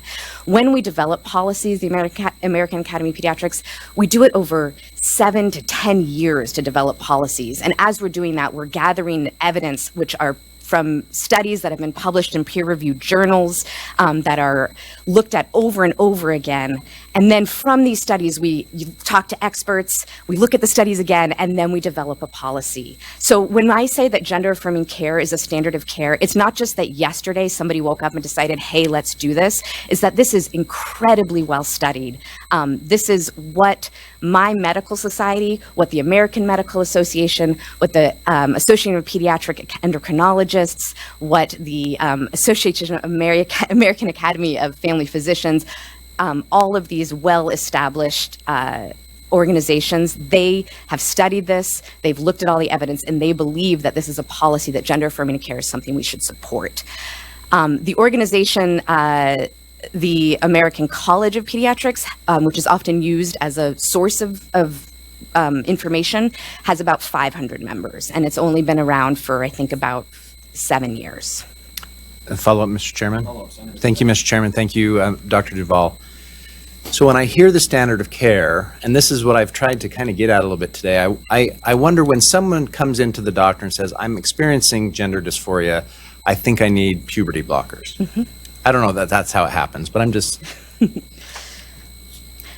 Then it seems to me like there would be an evidence-based standard by which you'd evaluate those concerns, those claims, those symptoms, and then you determine what is the appropriate course of action.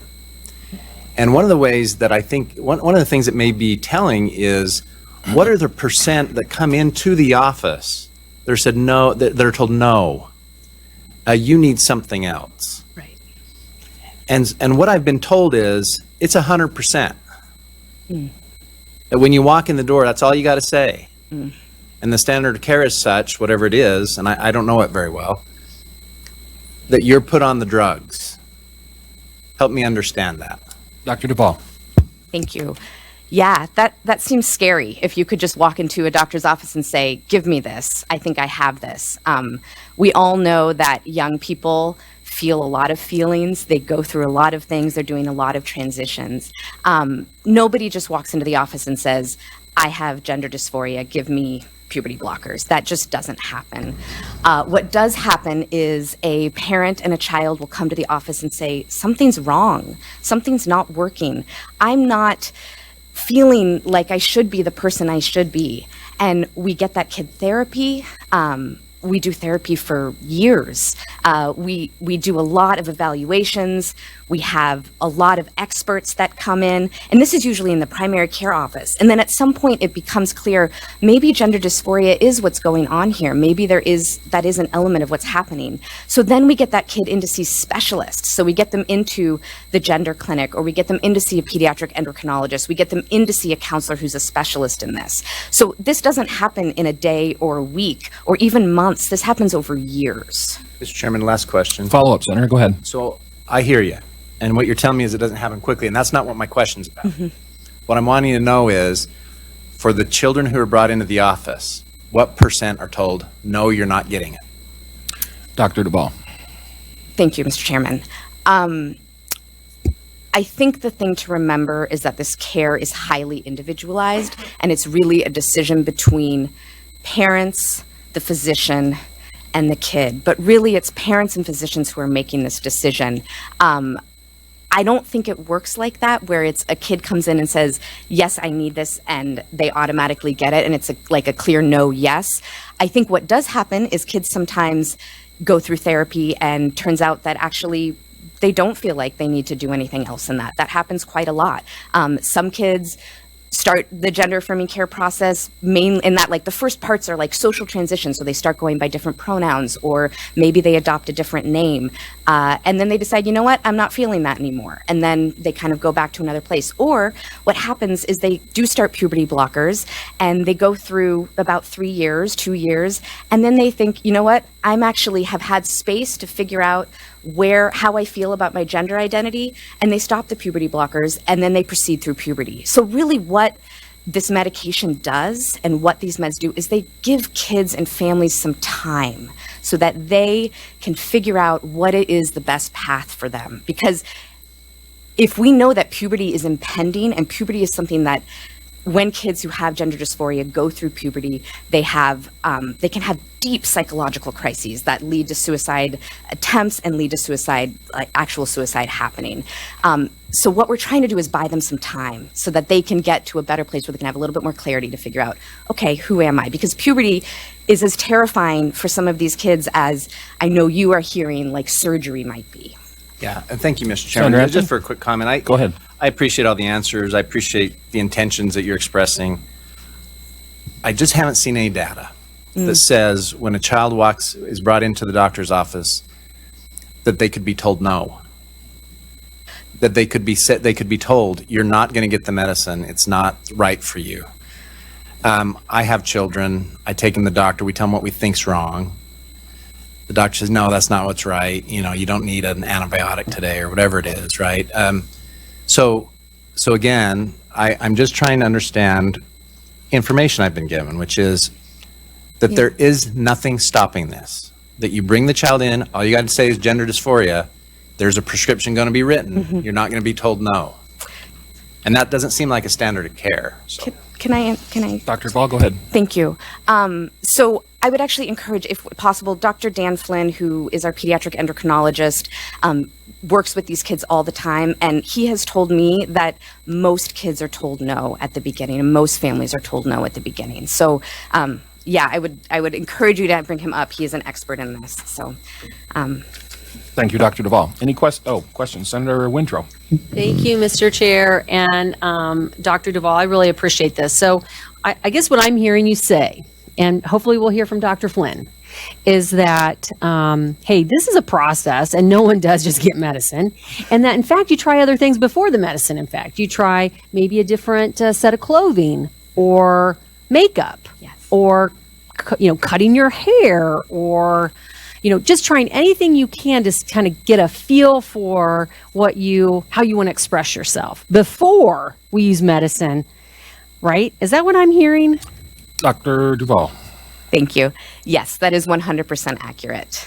Thank you, Mr. Chair. And for a follow-up? Follow-up, go ahead, Okay, Senator. so the other question that I have is, and I appreciate hearing that, because here's the thing. If let's say there's a boy who thinks they're feeling like a girl and they wear a dress, this culture needs to support that before we start doing the puberty blockers, right? To let them participate. Okay, here's my question. You've heard a lot. I've heard a lot of things about studies from overseas and other countries, and not in the state of Idaho or the United States. If you've heard that debate, discussion, testimony, what do you say about all these Swedish studies and they're being thrown around a lot versus what's happening in our own state? Talk to me about it. Yeah, Dr. Duvall. Thank you. Sorry, it's so hard to not answer. No worries. Yes, thank you for that question. So it's actually a lot more nuanced than this country's banning this or this country is, has decided to not do this. When you actually look at what's happening in the country, the gender affirming care is changing, but it's actually changing so that it can be more individualized to really treat kids and families and meet them where they are. So they're not really banning treatments. They are treating teens who have a clear and persistent evidence of gender dysphoria, and they are giving them the medicines and the care that they need. England, for example, is often cited as, they've closed a lot of their clinics, but what they've actually done is decentralize care so that it is easier for families to get to. So they no longer need to travel to major medical centers. They can get it where they live. Thank you, Doctor. Nope. Okay, I don't see any other questions. Dr. Duvall, thank you so much for taking time. Thank you all. I to do appreciate this it. today. Okay, next I have Nicole Trakel. And let's see, she's virtual. Ms. Trakel, if you could let us know when you can hear us.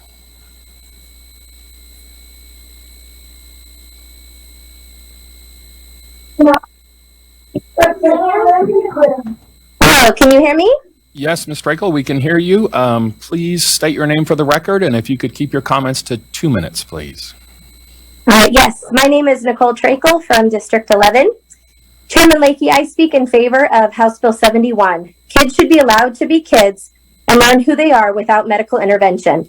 We've heard time and time again about kids who just wondering if they're transgender and wanting to talk to a doctor about it leave after a short appointment with a prescription of cross hormones or hormone blockers. Some say that's not happening, but for example, on Planned Parenthood's website, they say transgender hormone therapy is available through their expanded online services and that they use an informed consent model, which means they do not require a referral or therapy note to get this service. And that's a direct quote off their website. So it is happening without these long appointments that they're talking about. And these hormones can drastically, even irreversibly, cause changes to the child's mental and physical state.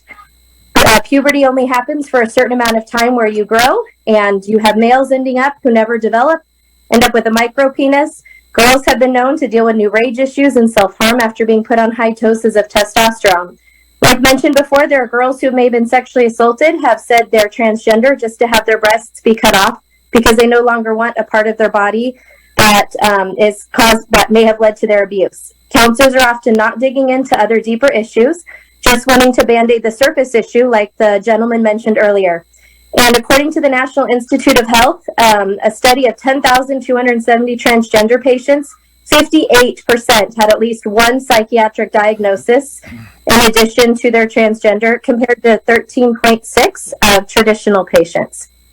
And we, like you mentioned before, we don't always allow kids to make those decisions because we need time for them to grow and decide how that is going. And if it is over years, like the prior patient or prior doctor said, for these to be administered, then they're not helping suicide. Suicide is in the moment, not something that generally we treat for years and years. We try to help them in the moment. Ms. Counselors Trakel, and if you could doctors. conclude, Oh, please. sorry, is that It's okay. You can go ahead and conclude if you'd like. okay? Thank you. There's no timer on my end, so it's hard to see. So I just, once again, I believe that children should have time to grow before this life-altering decision be made, and then as adults, they can make it. Please vote in favor of House Bill 71. Thank you, Ms. Trakel. Any questions? I don't see any. Ms. Trakel, thank you so much for taking time to be with us today. Thank you. Have a good day. You too. Okay, next I have Cole Kraut. Is Cole here? We'll move Cole down.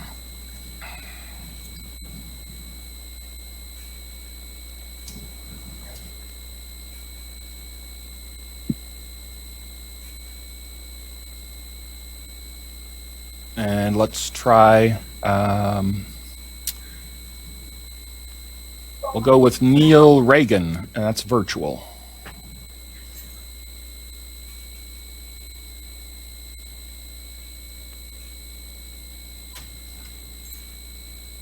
Dr. Reagan, can you hear us?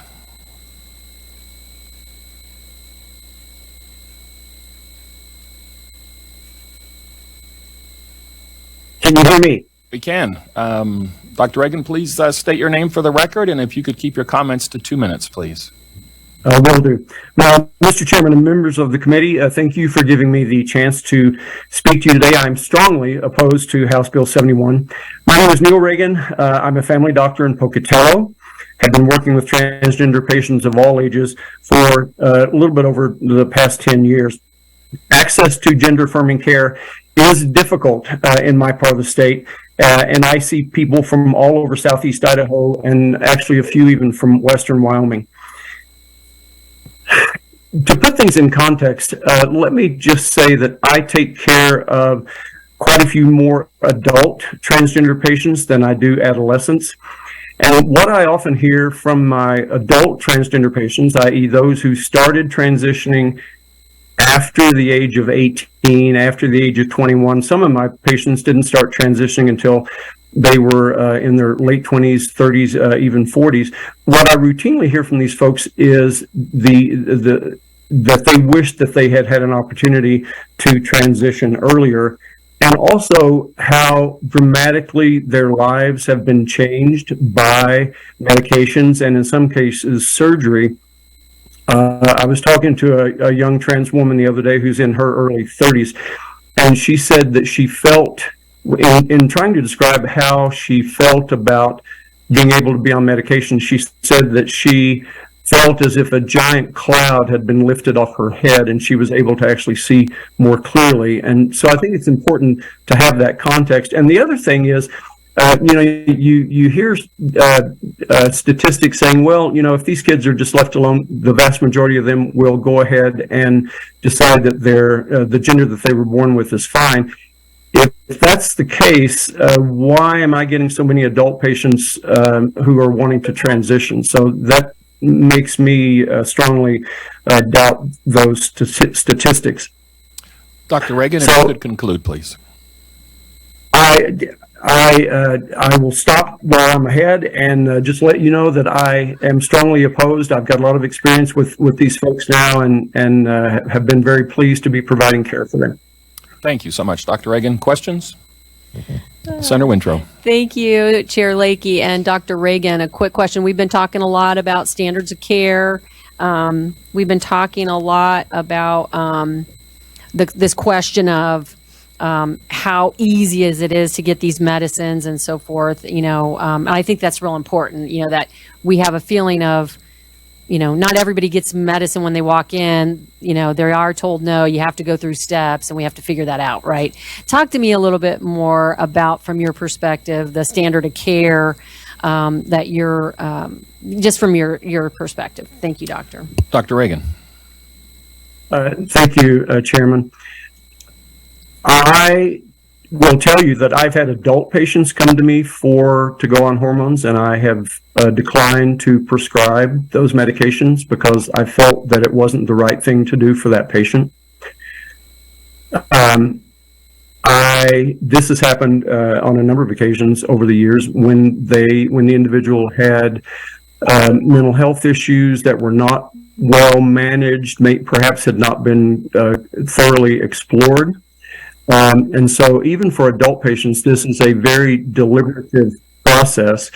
Certainly for children, for adolescents, it's even a more deliberative process in terms of following established guidelines. And as has been previously stated by others, the guidelines are very clear that this has to be a deliberative process. And so it's a very long time that involves counseling and other stuff that you've already heard about. Thank you, Dr. Reagan. Senator Ruckte. Thank you, Mr. Chairman and Dr. Reagan.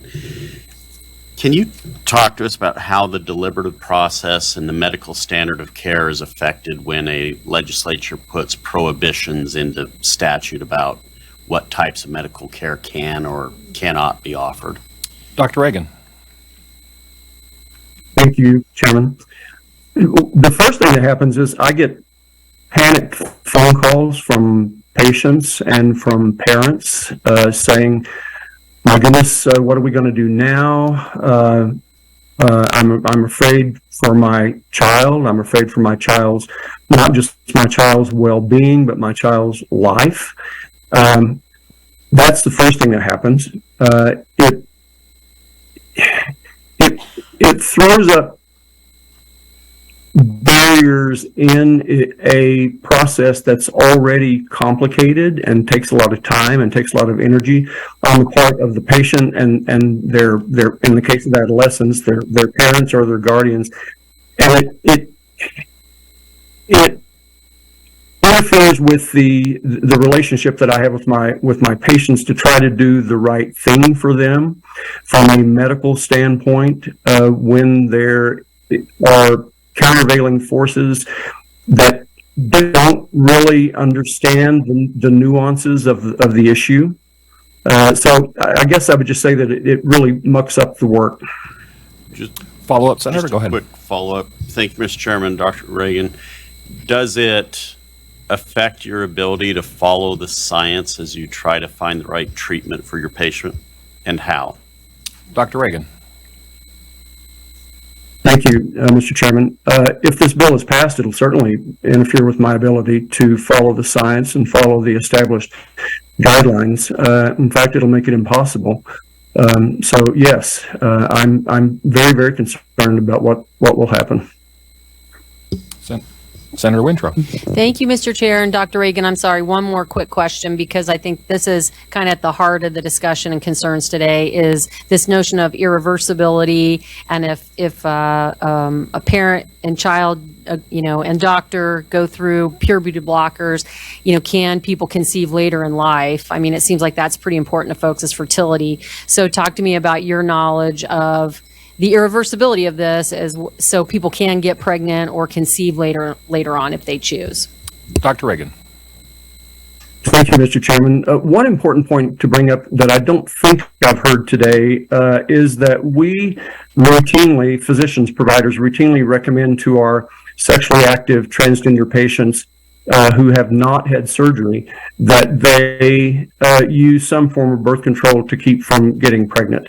For example, if I have a transgender man, assigned female at birth, trans man on testosterone, may have been on testosterone for several years, and has sex with a natal male, i.e. somebody who was born with a penis, then I caution that individual, my trans male patient, that they have to use some form of birth control because testosterone is not sufficient in and of itself as a birth control.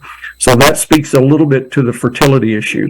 The other thing is that I personally have 3 patients who, 2 trans women and 1 trans man, who had been on cross-sex hormones for up to 2 years, and they had not made arrangements prior to going on hormones, i.e. they had not done sperm banking, egg banking, and as we recommend that people do if they believe that will be a consideration for them.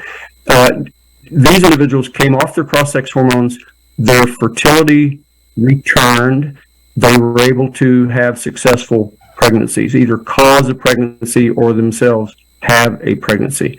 And so this speaks to the at least partial reversibility of these even cross-sex hormones. Thank you. I don't see any other questions. Dr. Reagan, thank you so much for taking time to be with us today. Thank you. Okay, next.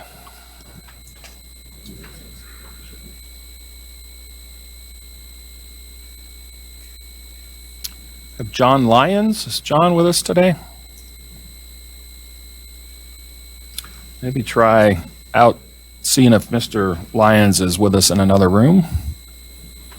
And I'll move him down.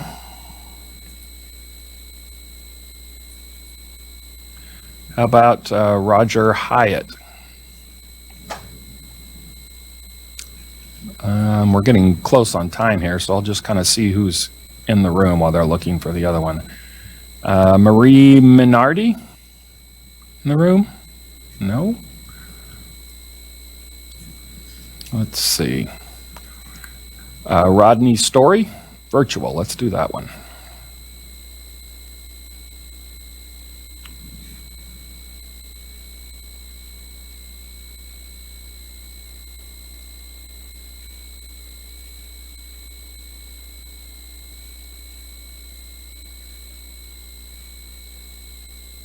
Okay. Give me just a minute. Working on getting up the video here. Hello, I'm Dr. Rod Story. Mr. Story, can you hear me, sir? If you could state, just give me just a minute here. Let me get you pulled up. If you could state your name for the record and then go ahead and proceed. Sure. My name is Dr. Rod Story. I'm a physician and I live in Moscow, Idaho, in District 6. Go ahead, Doctor. 2 minutes, please. Very good. So we've heard testimony today from quite a few people who strongly feel that their children need these medications and surgery.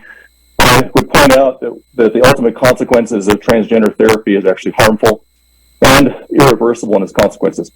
I'd like to first off point out that nearly all these children we're talking about are physically healthy and are developing normally. And if we allow them to complete their puberty, the vast amount of data actually shows that these teenagers become healthy adults who are content with their birth sex. That's not been contravened by some of the conversations where there's occasional patients who do not. Secondly, these medications that are used for puberty blockers are not benign. When we use these as potent cancer blockers in adults, we counsel those patients that there's a high likelihood of depression. They should expect severe bone loss and that there's infertility. So when we give these medications to kids, we should expect a lifetime of consequences. When we actually then transition them to cross-sex hormones, we use them at doses that are much higher than natural, and they are known to cause blood clots and increase cancer risk these kids will carry lifelong. And to be honest, all these meds are being used as a bridge to surgically altering these kids. So removing healthy, normal functioning organs, and that really does render them surgically infertile. Now here in North Idaho, we've actually had a large number of patients, both adults and kids, undergo below the belt, or what they call it here, surgery, in the last 5 to 10 years. And what we've seen in these patients is that they are experiencing a lot of problems after they undergo not just the hormone therapy, but the cancer, the surgical therapy, and frequently dealing with poorly healing wounds, painful wounds, and long-term sexual dysfunction. It's also, and contrary to what you're hearing a lot, it's my professional observation in working in the hospital, ER, and in my clinic, that a lot of these children are being offered these hormone therapies after 1 or 2 visits, and most of that care is actually occurring not at the physician level, but in nurse practitioner and PA level visits, as was mentioned with Planned Parenthood doing so virtually. And I don't think it's unkind for us to pass laws that are intended to keep our citizens from injury. We do so when we talk about physician-assisted suicide. Dr. Story, I know you don't maybe see the timer, but I did start you a little late. And if you could conclude, please. So as a physician, I would urge us to not cross an important boundary of do no harm, and I would support this bill. Thank you, Dr. Story. Questions for Dr. Story? Thank you so much. Senator Ruchte. Mr. Chairman, Dr. Story, I didn't catch your specialty. What type of doctor are you? Dr. Story. I'm a family physician. I'm also board certified in hospital medicine and in hospice and palliative medicine. Thanks. Any other questions for Dr. Story? All right, Dr. Story, thank you so much for taking time to be with us today. We appreciate it. Thank you much. Okay, next I have Cole Kraut. Cole, welcome to the committee. Let me get you pulled up here.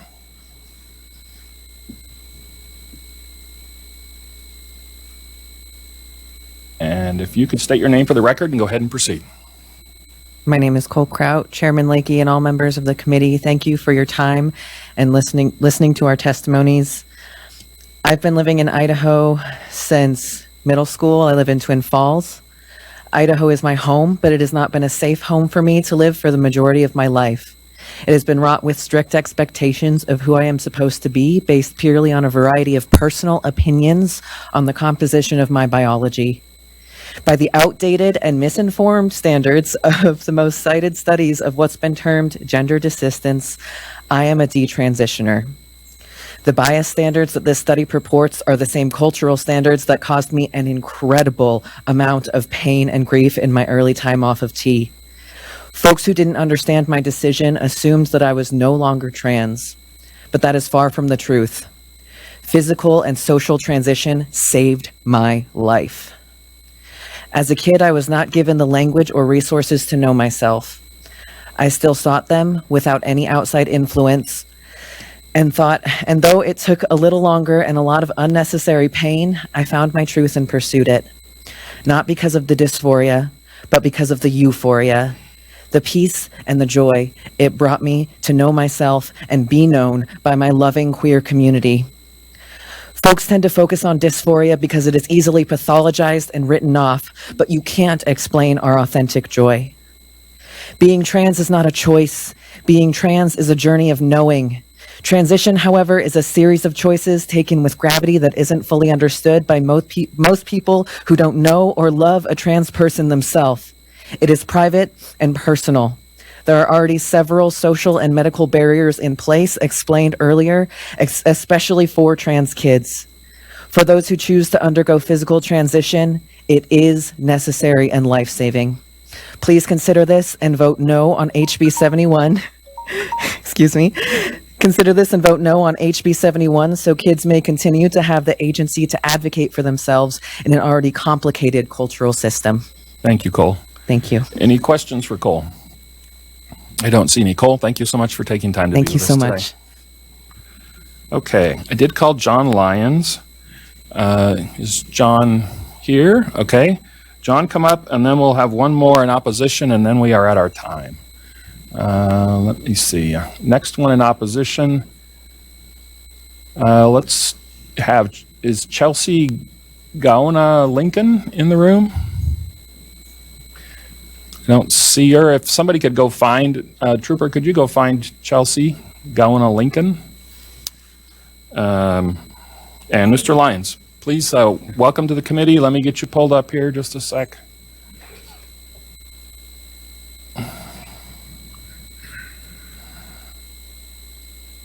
Okay, go ahead and tell us your name and proceed. 2 minutes, please. Hi, I'm John Lyons. So we live in a society today where the average adult can't even define what a woman or a man is.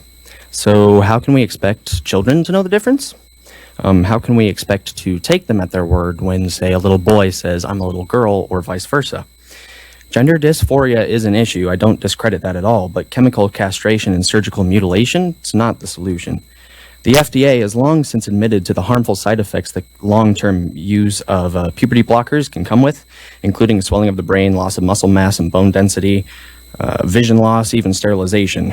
The surgical procedures, either stripping flesh from the forearm or an inner thigh to create an approximation of a male penis, or tissue from the colon is used to create an approximation of a female vagina, come with a 67% chance of fatal infection. That's not a 67% chance of survival, that's a 67% chance of getting infected. There are laws on the books that prevent minors from doing things like purchasing cigarettes, purchasing alcohol, purchasing nicotine, or even consenting to many different medical procedures, because it has been understood that children don't have a complete grasp on the reality of the consequences that could come from these choices. So why are we allowing them to consent to these horrific cosmetic procedures? I urge you to all vote yes on this bill. Thank you. Thank you, Mr. Lyons. Any questions for Mr. Lyons? I don't see any. John, thank you so much for taking time to be with us today. Okay, Chelsea, let me get you plugged in here.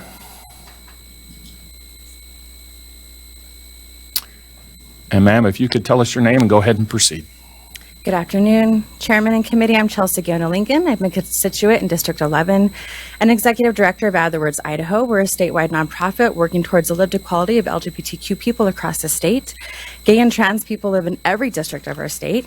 We're your friends, we're your family members, we are your neighbors, and we're adamantly opposed to HB 71. Gender affirming care is widely accepted across medical professions. You've heard from so many of them today, and I'm so glad they've gotten to raise up some of those concerns with HB 71.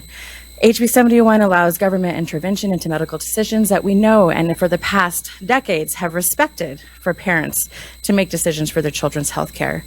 Such a sweeping ban on care would create a new standard of legislative interference with physicians and parents, and it puts the state as a defiant oracle of medical care, overriding patients, parents, and healthcare experts.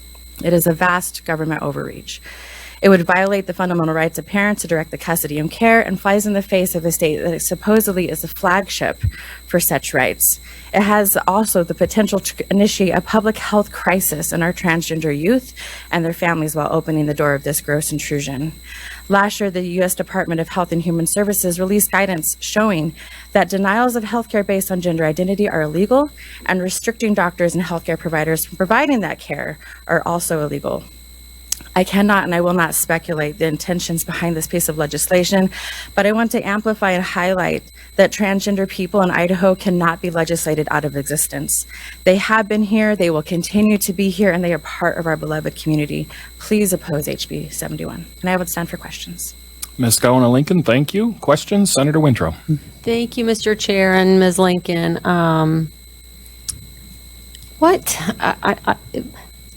I guess I want to know, I mean, really, what are the feelings behind, like, for parents right now and kids as they're facing the possibility of losing access to treatment that they have been utilizing? So what are some of the feelings that are going on, fearing that the rug might be pulled out from under me? Ms. Lincoln. Chairman, Senator Winthrop, thank you for that question. We have parents and families who are in absolute distress. We have people who are looking for mutual aid to relocate out of the state, who have been here their entire lives, who have been here as multiple generation Idahoans, who are deeply rooted in their communities and their schools. We've heard from medical doctors who also have children who have long-standing practices here. People want to stay in Idaho. We all love Idaho. We all know why we love Idaho. And bills like this that fly in the face of parental rights, that fly in the face of people who are trying to just live authentically and push the pause button while they figure things out, is absolutely terrifying. Last year, when this body saw a similar bill, 675, there were at least three suicide attempts that our pediatricians here on the ground had to hold space for. People are scared, they want to feel safe, they want to feel affirmed, and they just want to be able to sit around their dinner table and make these private decisions with their healthcare provider after they've decided as a family what is going to be best for them. Follow-up, Senator, go ahead. Thank you, Mr. Chair, and thank you, Ms. Gowan Lincoln. That struck me, that last comment about sitting around the dinner table, and it dawns on me, these are not easy decisions, and it sounds like you have direct knowledge of how this is going for folks. Talk about the difficulties that parents and kids are facing as they come to these questions of who am I in this culture and what do I do? Absolutely. Ms. Lincoln. I'm so sorry, Chairman, okay. Senator Winthrop. So again, when parents and families are sitting around the dinner table, or maybe they're out to a picnic, they're trying to figure out what is going to be best for their child, for their teenage child, for their pubescent child, no different than anything else that you might be coming up to face with. And I think it's relatable to similar when I came out. It was very late in life. I came out after college as a queer person, and my parents went through what I consider a grieving process. The death of an idea of what they thought my life was going to look like, the death of an idea of what they had imagined, what we had been raised necessarily in our church or some other avenue. And so I think that people are struggling and they're looking for that affirmation, and they get the affirmation and the care that they need from the robust amount of check-ins, whether it's mental health, endocrinologists, and all these other providers who are making sure that this is a long-standing process. And, not everybody is going to become trans, or not always going to go through all the way through. Transitioning is defined by the individual, and I think that's the big kicker here. And what this bill would do is remove the ability for people to be able to define that for themselves, and for parents to be able to help their children to find that. And I don't think that is a slippery slope that this body wants to take on. Ms. Lincoln, thank you. I don't see any other questions. All right, Ms. Lincoln, thank you so much. We do want to thank everybody that's come today and listened, and those that were able to participate. We appreciate all of you taking your time. Senator Den Hartog, if you could conclude, please. Thank you, Mr. Chairman, members of the committee. Again, for the record, Lori Den Hartog, State Senator, District 22. Members of the committee and to the folks behind me, none of us do this lightly. I don't think we enter any of these decisions and things that we are considering or that are placed before us lightly. So I share that reservation and concern. And I really appreciate that we've been able to hear from both sides, both from folks going through it and from the physicians on both sides of this. A couple of things I just wanted to share in closing. We're not talking about stopping therapy treatment, and I think we've heard today how important that is and what an initial important first step in that deliberative process of making these decisions. What we are saying is that under the age of 18, these things that can have long-term life-altering consequences, we're saying have to wait until you're 18. I think an important thing to consider too is, and again, we're wrestling with this as a state where maybe we haven't wrestled with this as a country as some of these other countries we've heard about have wrestled with through their socialized medicine. These treatments, these are off-label treatments, and we talk about that from time to time. We've heard other considerations in this body related to off-label treatments, and we know that, again, medicine is an art. We know it's practice, and physicians have this kind of discretion. But I think that's another important consideration for the committee. And then finally, just a conclusion and my initial request to the committee, which I understand still may not address all the concerns that you've heard today, but would be to send it to the 14th order for possible amendment, to separate it from the FGM statute, and to have to leave that FGM statute as it is and as it was when we passed it several years ago, to keep that intact in code and to have a new section doing what House Bill 71 proposes to do. Thank you, Mr. Chairman. Thank you, Senator. Any questions for Senator Den Hartog? I don't see any. All right. Senators, we have House Bill 71 before us. Open the floor for discussion or a motion. Senator Foreman. Thank you, Mr. Chairman. It's my concern that, having heard the testimony, that gender-changing drugs are too easy to obtain. They're doing irreversible harm, and there apparently is no science-based standard of care.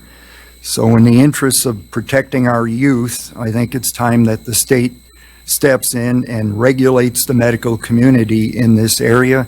And with that, for a motion, Mr. Chair. A motion is in order, Senator. Mr. Chair, I move that we send House Bill 71 to the 14th order for possible amendments. I have a motion. Do I have a second? A motion from Senator Foreman, a second from Senator Anthony. Discussion on the motion. Senator Wintrow. I never disappoint, Mr. Chair. You never disappoint, Senator. Thank you, Mr. Chair. I think if it'd be my preference, I would make a substitute motion, but I won't, to hold in committee. Well, maybe I will. I'm going to make a substitute motion to hold in committee, and then I'll speak to my motion if I get a second. Second. I have a motion. Sorry. Thank you. A motion from Senator Wintrow to hold House Bill 71 in committee, and a second from Senator Ruckte. Okay, discussion on I'll let you discuss both motions if you want, Senators, but we take up the substitute motion first. Can I speak to that Go motion? ahead, Senator. Yep. Thank you, Senator Lakey. I appreciate it, and committee for your indulgence. The reason I suggest that we hold in committee is we've heard a lot of evidence that I think is pretty convincing. Number one, we have heard from physician after physician practicing in the great state of Idaho that these puberty blockers are reversible. We've heard Dr. and Pocatello talk about in-person patients who have gotten pregnant or caused a pregnancy after coming off these hormones. And he even said, by the way, while you're on them, it's not the best, most effective birth control, so you better use some.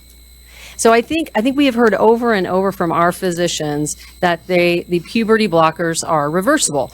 There was a little bit of complexity with hormone therapies plus puberty blockers from one of the physicians, but I think that she answered those questions very well.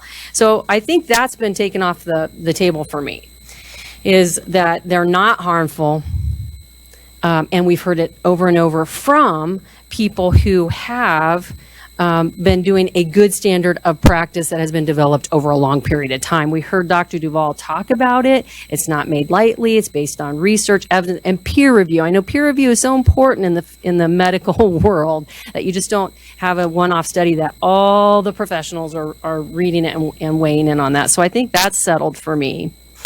The other thing that's settled for me, the reason the holding committee, is that we're not doing surgeries. Everybody agrees, no surgeries under 18, not a problem. That shouldn't even be in the bill, probably, maybe even the bill. I can't speak for the bill sponsor, but I think that's why it should be held in committee, because that's in the bill. Fundamentally, I think this bill is about parent care and control, as the former Paige so brilliantly talked about in her statement, is that we find that sacrosanct, and that parents know what's best for their kids. And none of these parents are taking that lightly. I've talked to parents. Oh my gosh, the conflict, the emotion, the crying, the distress they go through. It's not an easy decision. And they go through it trying to figure out what's best for their kid, because they see them struggling. They see them crying. They see them depressed. They don't know what to do. And so they're doing the best they can. And we have heard repeatedly that people have been turned away from drugs, and they've been encouraged to practice another gender before they take on medicine. That was confirmed by 2 physicians. So I think that's put to rest for me too, that I do not want to interfere with what is going on in somebody's family. I know the complexities of my own family growing up, and I would not have appreciated anyone telling me how that should go. Now, that doesn't speak to the intent of the bill, but the outcome of it, I think, is profound. I think too, I really respect the physicians that I heard that are doing the actual care. They shared a lot of information, not controversial studies from Sweden. They gave us factual information of what they're seeing, and I got to trust and believe that. So that's why I would hold in committee. Thank you, Mr. Chair and committee. Thank you, Senator Wintrow. Senator Foreman. Thank you, Mr. Chair. I've personally heard from 4 MDs that were insistent that they want regulation in this area. Now, I respect those MDs. I know their credentials. Our job is to protect the public. Period. Job 1, protect the public. There's enough doubt here. There's enough pro and con that the only safe course of action is to put the brakes on, and there's ample reason for the state of Idaho to live up to its seminal purpose of protecting the public, to step in now and regulate. Now, I don't say that or make that assertion lightly. I'm a small government person. I'm a local control person, but I'm also a person that has served the public almost my entire life. And the number one reason for being a public servant is to protect the public. And sometimes you have to do things and you'll find yourself being challenged by others, members of society, who say, I don't like what you're doing, in the interest of protecting me. And this is probably one of those cases. But nonetheless, the state does have a moral, a legal, and a constitutional responsibility to protect each and every one of you. And that's why I brought the motion, and that's why I support the motion. Thank you, Senator. Senator Hartgen. Thank you, Mr. Chair. You know, since this bill has come forward, I have talked to many, many, many parents, and a few of the youth as well on this topic. And their parents are like you and I, and they're normal. We're all normal people, and they didn't ask for this. This is something that has just happened in their life. And I just have to tell you, parental rights is so high on my priority list. And on the floor, this entire session, I cannot name you a bill that we have not discussed parental rights. Somehow parental rights come up during this process. Rights come with the parent's responsibility. Just yesterday on the floor, I heard this quote, "No better accountability than a parent's choice for their child." I've heard the supreme rights of parents. I mean, I've heard every way you can possibly use parental rights. And I believe in parental rights. I think it's the thing we need to have. We just passed a bill this week, House Bill 163, reinforcing fundamental rights and responsibilities of the parents and the legal guardians to make decisions regarding their upbringing of their child. It passed in the House 67-3, and it passed in the Senate 34-0, with one person being absent. So we all believe in parental rights when it suits our needs, evidently. Parental rights over here, if we were having this comment now about something, say we're saying we're going to demand that you have vaccinations, we would hear a different story. I just feel that once you have parental rights, you have parental rights, and we cannot flip-flop on what we decide we're going to choose to support and what we choose to not to support. I will be supporting the substitute bill.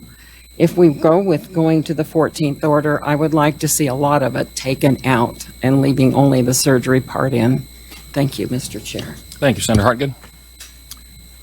Other comments? Mr. Chairman. Senator Ruckty. I just don't think we should be doing this. I just don't think this is an Idaho approach to this. Individualism is really an Idaho trait. It's a value that we have. We believe that people should be able to be who they are and that we should let others be who they are.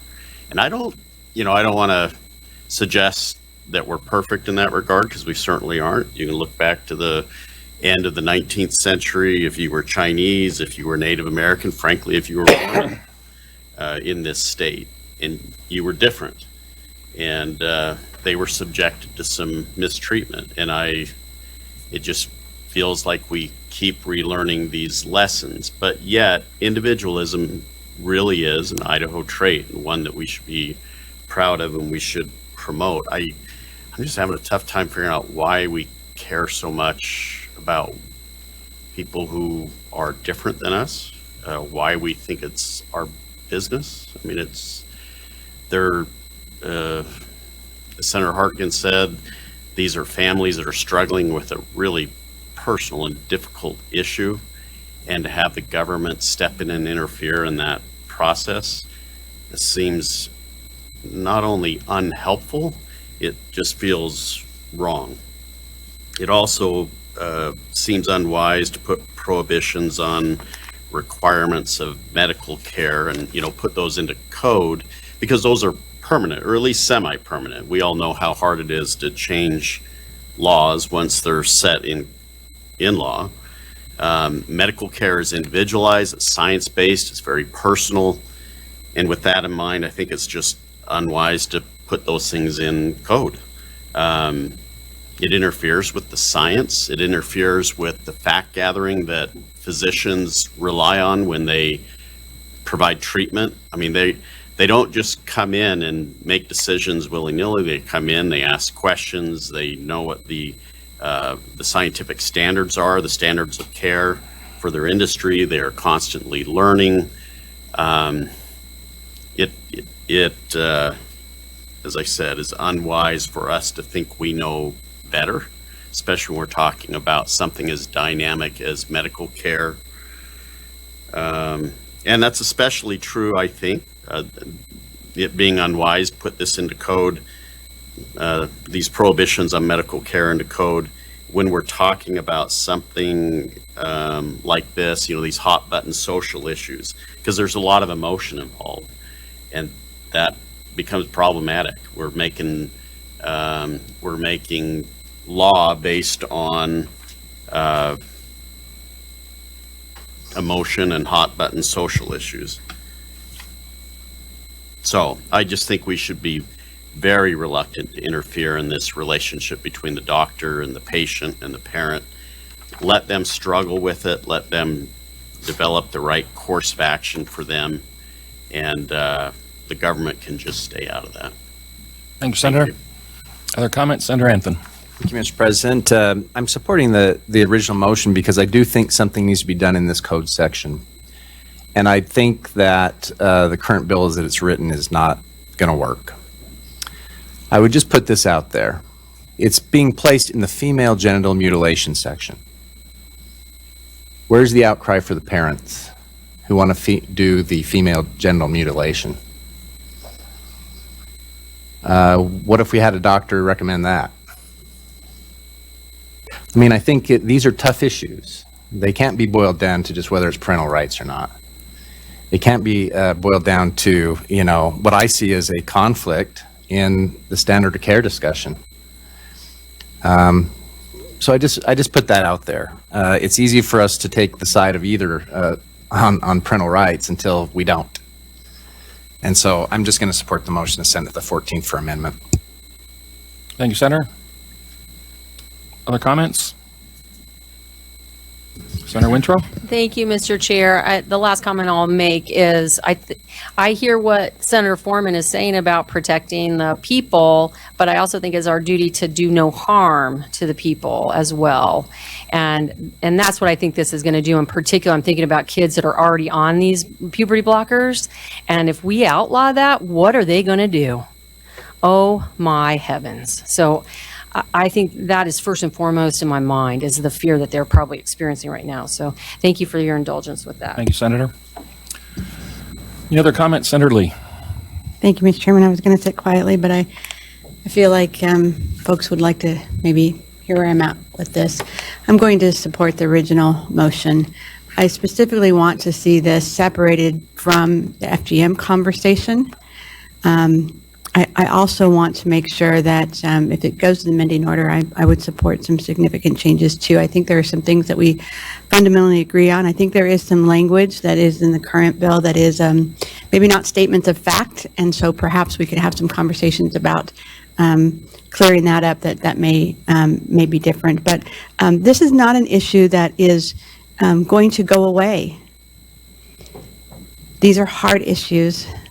These are tough issues, and they are, I think, more than social issues. And so I really want, I think that we're going to have to deal with this. And so I'm going to support sending this to the amending order to have further conversation. Thank you, Senator. Senator Ricks. Yes, thank you, Mr. Chairman. This is not an easy issue, and I realize that. I appreciate that. I will be supporting the original motion because I know the bill, the way it's written, does need some modification. And I also would actually like to provide an opportunity for the larger body of our Senate to have a chance to weigh in on this, in addition to our committee here. I realize there's lots of pressures on our youth, preteens, and also teenagers. It's complicated even more because of social media and social pressures that are put on our youth. And I do think that could play into this a little bit. I know gender dysphoria, there is that is going on, but I think there's other environments too, our social environment, that really puts pressure on that and squeezes it. So just the fact that with the social environment, sometimes when our youth are responding to text messages, did I respond quick enough? Did I use the right emoji? I mean, some of that complicates some of this thing too, just with our youth. I'm not trying to minimize the gender dysphoria here, but I know there's a lot of pressures, and I know and I recognize that. But I also feel that it is important. I remember back when I was young, when I got married at 21, I thought back then I was young and dumb, and now I'm just older. So, but we learn, and we don't always have the answers when we're young, especially our youth. And I find it extremely difficult to be able to determine, and even with parents involved in this, I struggle with this, that trying to figure out knowing what is the right solution at a very young age. It's difficult, and the conflicting testimony about the studies, there's good arguments that validate those, and and others that disvalidate that, and so it's really difficult there. But I am going to support the original motion. Thank you. Thank you, Senator. Okay, I'll make a couple comments as well. I'm going to support the original motion. I do think the bill has some need for improvement. We need to take it out of the FGM. And maybe there are some statements in there that aren't exactly accurate. I also look at that do no harm, and I think that cuts both ways. We're talking about children under the age of 18, and I don't think they are old enough to make these kind of permanent decisions. We've got doctors on both sides giving us good, credible opinion, as it is a really difficult issue. It's very emotional. We heard that from both sides today. Parental rights are important in Idaho. We try to protect those, but we also have child protection laws that apply to that. So we're always trying to find the right balance of respecting both of those things. And I want to make sure that we're not doing permanent harm to our children, but I'll support the original motion to send it to the amending order. Any other thoughts or comments? Okay, Senators, we have the motion before us. The substitute motion is to hold the bill in committee. All in favor of the substitute motion indicate by saying aye. Aye. Any opposed? Nay. Okay, the nays have it. We're back to the original motion to send the House Bill 71 to the amending order for possible amendment. All in favor of the motion indicate by saying aye. Aye. Any opposed? Nay. Senators, would you like to be recorded? We will do so. Motion carries, and House Bill 71 will be sent to the 14th order for possible amendment. Everyone, we really do appreciate all your time, your testimony today, and for sharing your thoughts with us. We are adjourned.